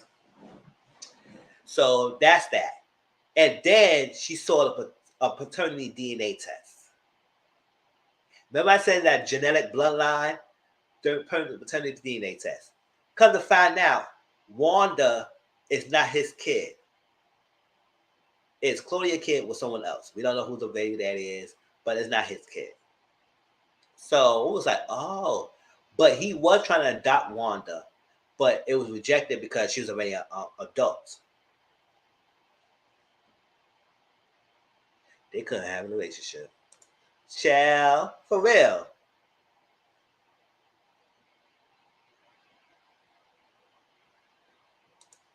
Maybe. That's a good theory. I'm wondering if during that time he came back to financially support them was during that time he found out about Wanda. Maybe. Because he did have Claudia surveillance. He did have her watched. So he was following Claudia and see what she was doing. So at the time, while he was investigating doing all this stuff, going to Zurich, he would find a lot of information. That's why he maybe changed that will and really start realizing, no, we got to add Simon and Nina up here on the thing or something like that. Even though he was taking care of them originally, and they was well off, and Nina was doing well, Simon was doing well. They didn't even need the father per se, but he gave them the company because he said, you know what, they could run this company well, and my kids and whatever it is not gonna do it. They're gonna run this company down. So no, that's why I think he would start putting pieces together and parts put pieces and start changing things to include Nina and Wanda, Simon, and especially Nina because he know Nina was gonna follow through on things. So when she found out information, realized that, oh child. So he wanted to adopt Wanda, but he couldn't adopt her and everything. So at that time, I'm thinking, I said, oh, genetic bloodline. So that means he'll exclude Wanda because her car got cut off and she's not going to get the money and she got the only finance. But I would say, you know what? I still think he will probably give it to her because he did raise her. And then the fact that he was trying to adopt her, he still felt like he thought that was his children. That's his child. So, yes. They also got a theory in that theory regarding other parties. All right, tell me the theories. All right. Almost done, y'all. Almost done. I'm getting there.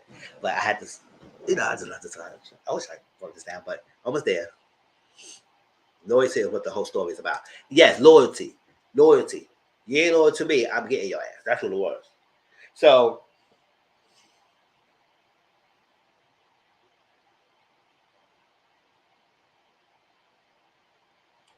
at that time, that's what she found out. Certainly. So that's that. So Wanda confronted Luke because Luke was trying to do something. He was trying to do some audition tape, and then he started bashing the script and everything. Wanda recorded it, and she leaked that out.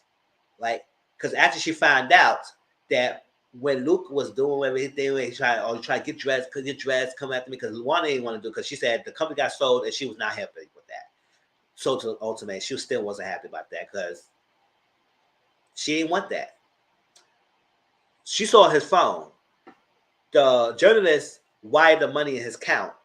He said, "Thank you for the information. Thank you for your thing." Yes.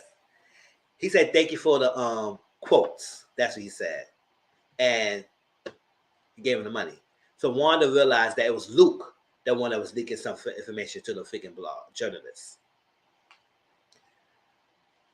So eventually Wanda kicked him out.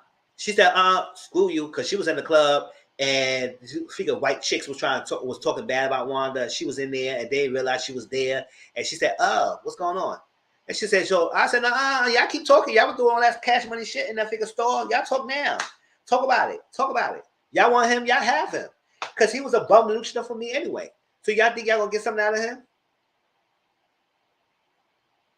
I said, go ahead. Go with a broke bum dick. Go with him. Go. Y'all want him? He's a broke bum. Struggling artist. Can't get no gigs. But at least you know for my figure finance. So yeah, that's your one. Go ahead. Go ahead, go with him. And she broke up with him. He was trying to move over and do something. She said, well. And she said, no, I'm gonna hurt you. I said, I couldn't tell because you were walking up to her like you look like you was gonna hit her. So no, you was gonna hurt her. Don't get out my face with that bull crap. So yes, for some freaking money. Because he can't get his gigs clear. So he realized that Wanda leaked it. She said, oh, I did. And I was saying, I said, I did that. Oh, really? You heard? Oh. Oh, well. She never did what you did. She never did. So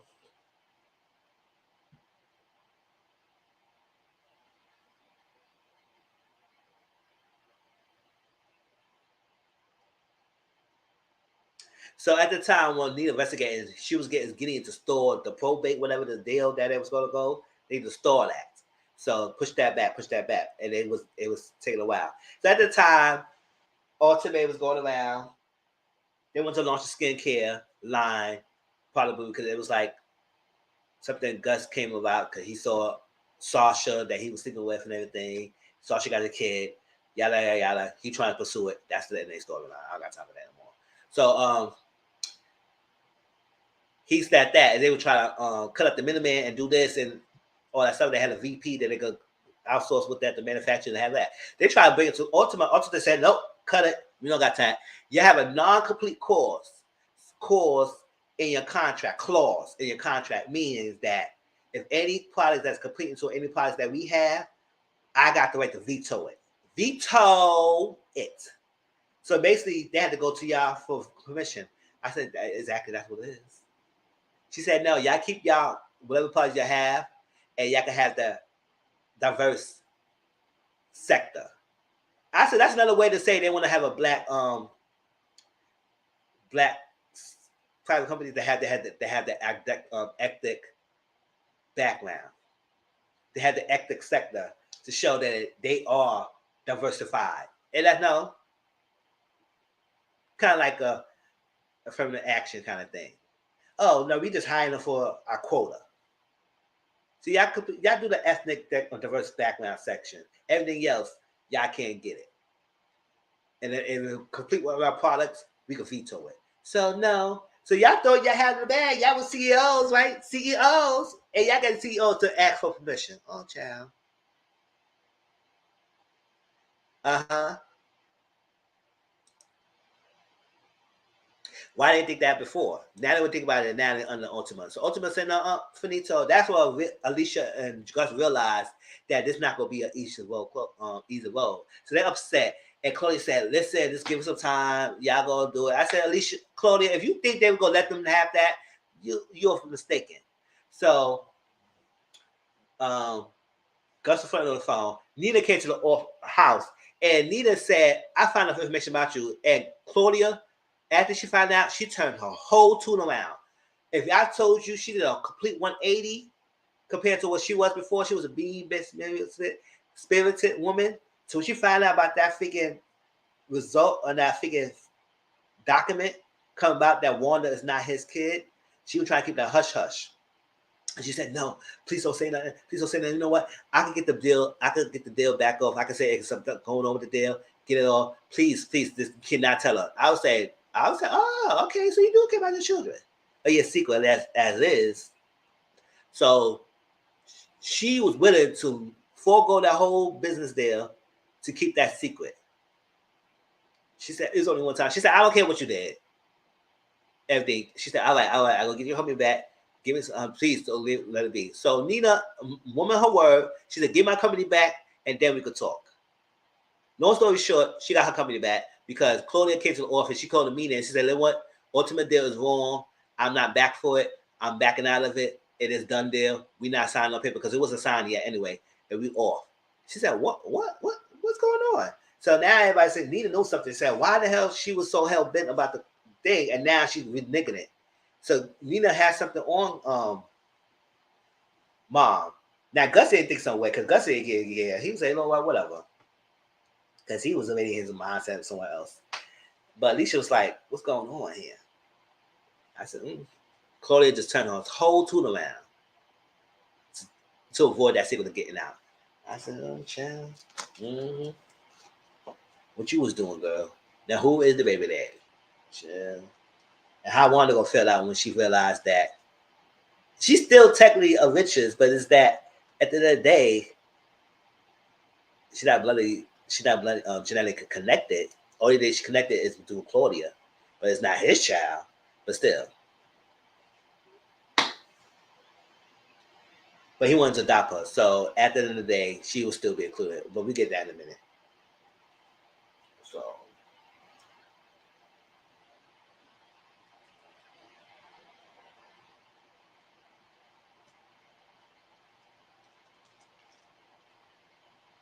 So Nina retained her leadership of the company.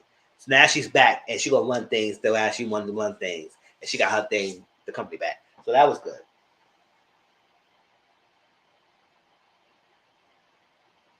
So Wanda showed the kids her siblings about the safe. She said, do you know about the safe? They said no. They were trying to crack it open. They cracked it open. They found out they got a life insurance policy of 55 million pounds that's shared between Claudia and his three children, which is Wanda, Alicia, and Gus. He will get a life insurance policy. That's okay. That's cute. That's nice. And that's why Alicia also found the adoption paper of not adoption paper, but the letter of the adoption decision of the company for Steven to adopt Wanda. And she said, why Steven needs to adopt Wanda? What's going on here? What's going on here? Yeah, did Marie ever say how long she been sick? No, I don't think she mentioned. I don't think she mentioned how long he been sick. Or she didn't mention that he was taking money. She thought that he was taking money to go to Zurich, and that's how the money was in the hole. Talk about the better dollars. Yes, I will talk about the better dollars. So when freaking Claudia left because she had to get away. She went to a private estate and everything. She was taking care of plants. So one of her friends came over and gave her some cookies. And she said, she's got to wash your hands because this is the belladonna flower plants. And these belladonas are freaking poisonous. And they said there's a husband killer. And I was like, And I was looking at that. I said, why did she mention that? I don't if she was doing small talk or she mentioned that for a reason. Because I said, these belladonas that she has around here, she is planting. And then father out of nowhere just had like a heart attack, whatever he had. Because know why? Because the reason why it's so faulty, because if he was doing treatment, then he could suffer for heart attack or stroke and everything. But the fact that he didn't get any treatments, how the hell he had that heart attack?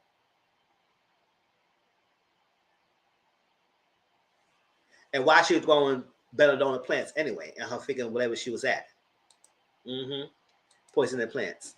I was like, And remember, Steven said he thinks someone trying to hurt him and hurt the company. So as I could be one person doing both or two different people doing both. One in each. Boom.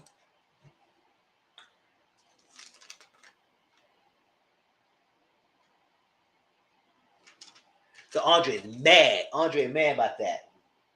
So Nina was thinking that Andre is the one that probably was stealing the money. I won't say y'all. Or stealing the money. So Gideon jumped on a chance so quickly depending on freaking Andre.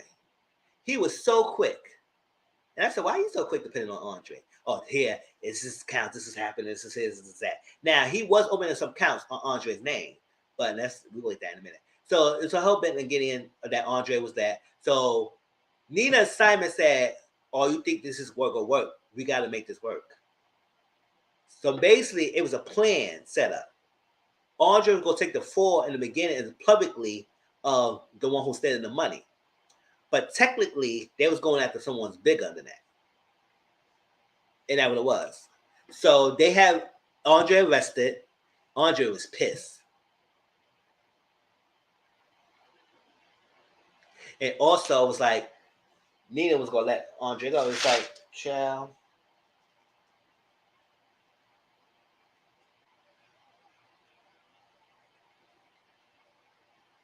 So they arrested Andre. And the kids was like, what's going on? She said, you should let us know. I said, she should let y'all know? You think she would tell y'all she can't trust y'all asses? No, she ain't trusting y'all. Y'all backstab her. You think she going to trust y'all information? Now, when it comes to Gideon, yes, maybe she should have told the children because Nina was her bent and trying to do everything herself. She wouldn't be a martyr. And sometimes, maybe at that time, she should have included the children so we got to the deal. But it still worked at the end. So, Andre got arrested, but she bailed him out. And she said, I need your help. And she said, listen, I can keep your ass locked, but you're gonna help me out in this deal. Rebecca offer you more ethical in this lifestyle. Namely, that dad knew that and just wanted his company protected. Exactly. That's why he gave it to Nina and Simon, because he knew Nina was gonna do well, and Simon was gonna do well to keep the company afloat. Because they had the mindset of a business mindset. The kids was all about the greed and money.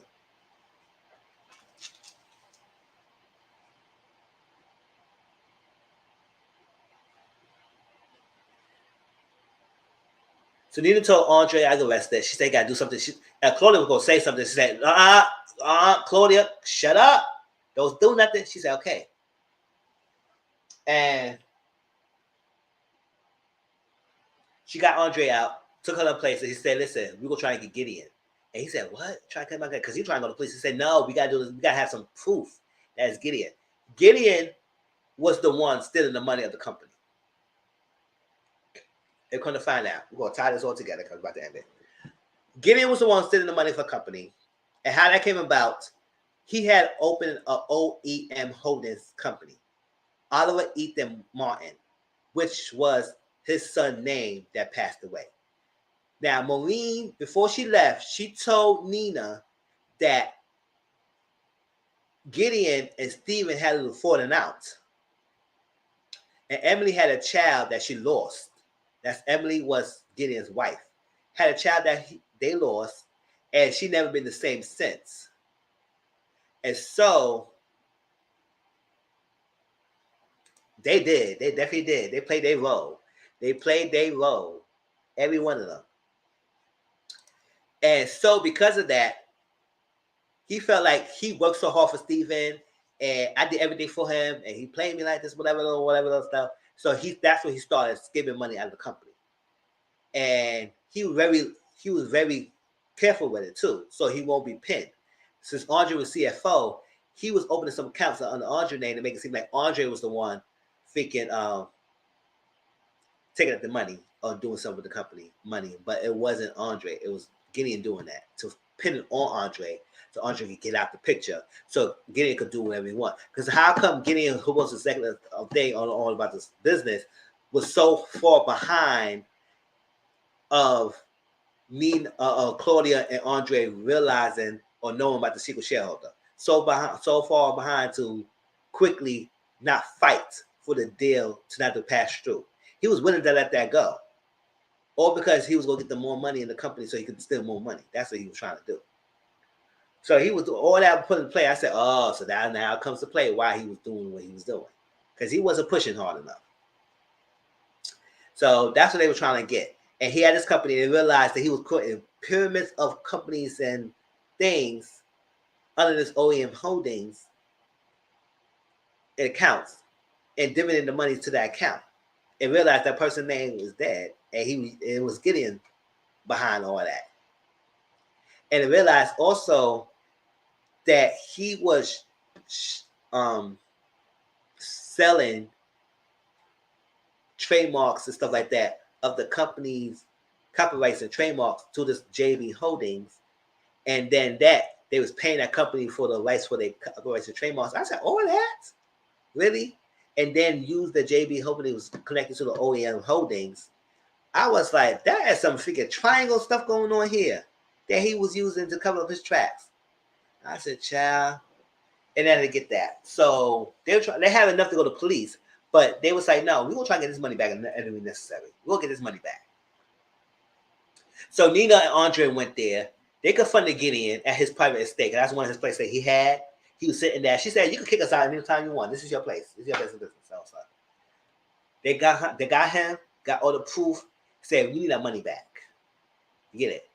And all said and done, after a while, they start hemming him up. The money started coming back to the account. And they were so happy. The family was so happy. They said, oh my God, we got our money back. We got our money back. And they was all sitting there like, at this time, Nina and Simon told the siblings what was going on, that Gideon was behind it. She apologized. She should have told them about Gideon and everything else. But at the time, she didn't trust them. But she should have told them. Because at the one time, Alicia told Gideon, her lawyers, but you said, we're going to try to fight it, because Alicia confronted Nina and said, I need the papers, because Claudia told Nina, listen, Alicia has some papers that she know about Wanda. Now, Nina did what she promised, that she gave Claudia. She never said anything, but she was going to help get the papers so there will be no other paper trail. And she said, you go with my lawyer. She said, lawyers, we talk about. I told Gideon. She said, you told Gideon no. Gideon's one of the company, money of the company. And she said, what? And that's when she realized she should have told him. But all said and done, they had Gideon. Gideon gave him the money back. And Gideon acted like he said, give me some guarantees that you're not going to use it like that. He said, you try to steal for money for companies for years, for months now. And you think people will help you? Hell to the no. Deal with it. Deal with your choices. So they got their money back. They good. All that, so it's all said and done. Now, Gideon confronted Claudia. Claudia was in the house and doing something. Gideon had, I guess she don't like her lock her doors, something like that, whatever she doing, because she don't lock her doors. Gideon came in the house. He said, listen, I got proof. Because she said it was no natural causes and why Stephen would have died the way he did. He said the doctor said he had a heart attack. I said, but he had no treatments. Treatments could cause that. He had no treatments. So ain't no way he would have died of a heart attack. And I have proof that you was the one that off your husband. If I'm going down, you going down too. I said, oh, child. And Claudia was shook. I was like, oh, that makes sense. Because it came out of nowhere. When we watched it, when y'all watched that scene, it came out of nowhere that he just up and choked out and started going down. For real. The last day before we get off of here, because I have been over in 2.5 hours. I don't know why. Because it was so interesting. That's why I love it. So like that.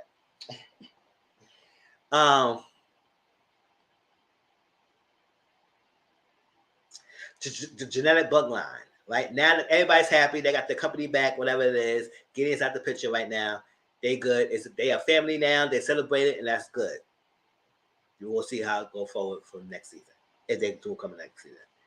Now, Nina was looking at it, and she was watching, right? Wait for it, next minute. She was thinking about something, and she was like, Stephen make it very clear about genetic bloodline, right? Genetic bloodline. So at that time, they thought that he was excluding Wanda because he realized that it was Nina, Simon, Gus, Alicia, and Wanda, right? 5 children, right? And they thought that because he said genetic bloodline, they was exclude Wanda, and those 4 was going to split the 30 million. But he made it very specific that he wanted the genetic bloodline to share that 30 million, and they won't get it. So then they started realizing it was like Nina saw the original first will and realized, or the first draft of the will, and realized to my 6, mind you, it was 5 of them, and he said 6. So I said, "What's the 6 children?" And now they realized that he was not excluding Wanda. Wanda was part of the genetic bloodline, even though he tried to adopt Wanda and they couldn't do it. But he still thought his Wanda was his daughter. So he's like, he took care of her. So it'd be 6 children split into 30 million. So 5 million each. So he was not trying to exclude someone. He trying to include someone. And baby, who he included, y'all? If y'all could guess, if y'all follow the storyline, it was the motherfucking Maureen and her son. Maureen's son was the 6th child. And I was like, oh, to the hell, to the no. And that's why she was so freaking loyal. She was loyal because she had a biracial child. Her child was biracial, and that was Stephen's child. And I guess it's a secret that's going to come out. I don't know if they're going to have another season 2 or not. But Maureen was so loyal to the company because she knows everything.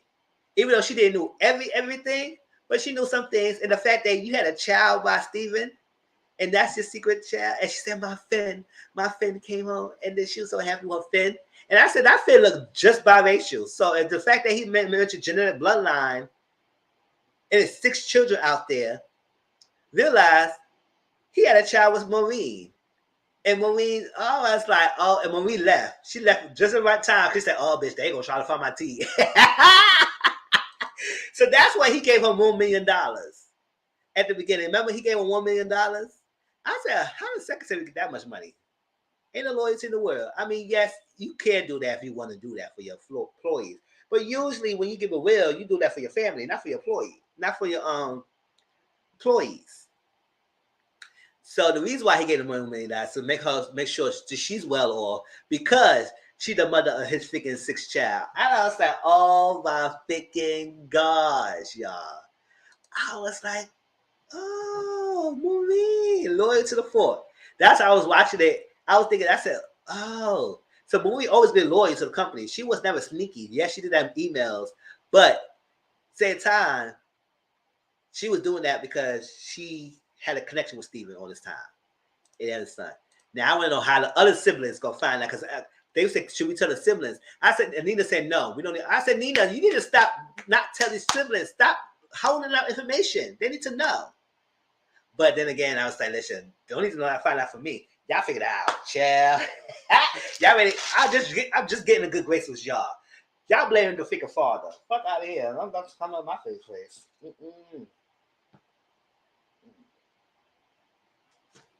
Because now you're going to think that I'm thinking making things up. I said, no, it's a draft. He said 6 children. He didn't say 5. He said 6. So he had a secret son out there. And that was Monique's son. I said, oh, and then she left the company. You know, she resigned. I said, I know why that bitch resigned. But she knew maybe her son will be well connected because she was at the will winning. She was at the will reading. And I said, why the hell the secretary didn't be there? She don't need to be there. It's the reason why she's there. So she could hear about that freaking trust fund stuff and get the money, $1 million. But I guess Gideon know that she was part of the will, so she had to be there. But child, I said, "Ooh, all these secrets." Oh, at the time, Alicia didn't tell Wanda that she's not Steven's child. She's still Claudia's child, but she's not Steven's child. But at the same time, she's still connected to the. She's still gonna get that freaking $30 million, part of the $30 million of the trust. I was like, oh, chill. But that was Riches, y'all. That was Riches on Prime. Hope you enjoy this. Yes, this is like my longest live I've ever done. Did I? No, I did probably did a longer live than this. But I didn't try to make it this long. But hey, hope y'all enjoyed it. Yeah, I gave all the details. I might miss some. Y'all let me know in the comment section down below. With everything I saw. Hope y'all get to see it. Hope my review help y'all watch it. So y'all can see yourself what's going on. But I did put all the big pieces to this live, so y'all had the whole full story of what's going on, everything. But it was good, y'all. I enjoy it. I loved it. It's a really good show, and I can't wait for another season. I know people talk about Reasonable Doubt, and if I'm gonna watch that too, if that show is good, we could do a live on that as well. So I'm gonna catch up with Reasonable because I heard a lot of people talk about it, but I didn't get to watch it yet. So just like I had a little talk about this, and I said, let me start to watch it, and that's just so good. It's start to finish. Reasonable Doubt seemed like it's good too, so I'm gonna watch that. Yeah, blow mine is blown. I'm gonna have to make some time to watch. Exactly. Yes, you gotta watch the CM. You had to. You definitely had to. Like I said, I know it might not be a cup of tea for everyone, but I love this type of things. It was good for start to finish. It holds your attention from start to finish. Because the acting, the stuff, the storyline, the sequence, the build up, the plot, it was good. I like stuff like this. The fact they made me sit down in one sentence and watch the whole thing in one time. And I watched it all on Sunday too. I said, "Oh, chill." Mm-hmm. But I appreciate you for coming through. Don't forget, tomorrow is Mizzle Talks. I'm talking about Love and Marriage Huntsville, Real House of Potomac, Family Fiance, and Love and Hip Hop Fan Reunion. It started around 9:15 Eastern. So yes, it's late, but I had to watch Love Hip Hop Family Reunion before I do a review. So I had to watch that episode and then we'll get to it. So we can watch all 4. Not every one of them gonna be long reviewed. It's gonna be straight to the point. Just wait, but you know, the 4 show madness that I do in my lives. Yeah, I love it. So we're gonna talk. So I know it's a Monday night, but we gonna get through it and everything because I can't be afraid of doing things late at night because some people are night owls like me sometimes. So track under the audience. So stay with me tomorrow. We will do that. I'm glad Family Fiance is back. It's the season finale, Love and Marriage Huntsville. We're gonna get through that, and then Potomac and Love Family Reunion. So stay with me tomorrow. It's already up there. I already promoted and notified. So hope y'all got notified and be there. So click on your calendars. Y'all be there for tomorrow. Until further ado, take care. See y'all later. Love y'all. Yes, I'll probably be on the panel. I probably will be on the panel. Something like that. We'll see. I make phone calls, just like that. But there's a panel next after that. Give us a time. It's at 8:30 Eastern, 7:30 Central. And we got some topics to talk about. I appreciate y'all. I love y'all coming through. Thank you, Jay Dolph, for coming through. CM, Dominique, Auntie Momo. Always troopers, winding out. For replay game, appreciate y'all. I know it's long, but here, you can watch in the background when y'all getting y'all things done, doing chores, going to work. You can watch me, listen to it, and get the review going. And too further ado, I love y'all. And peace out.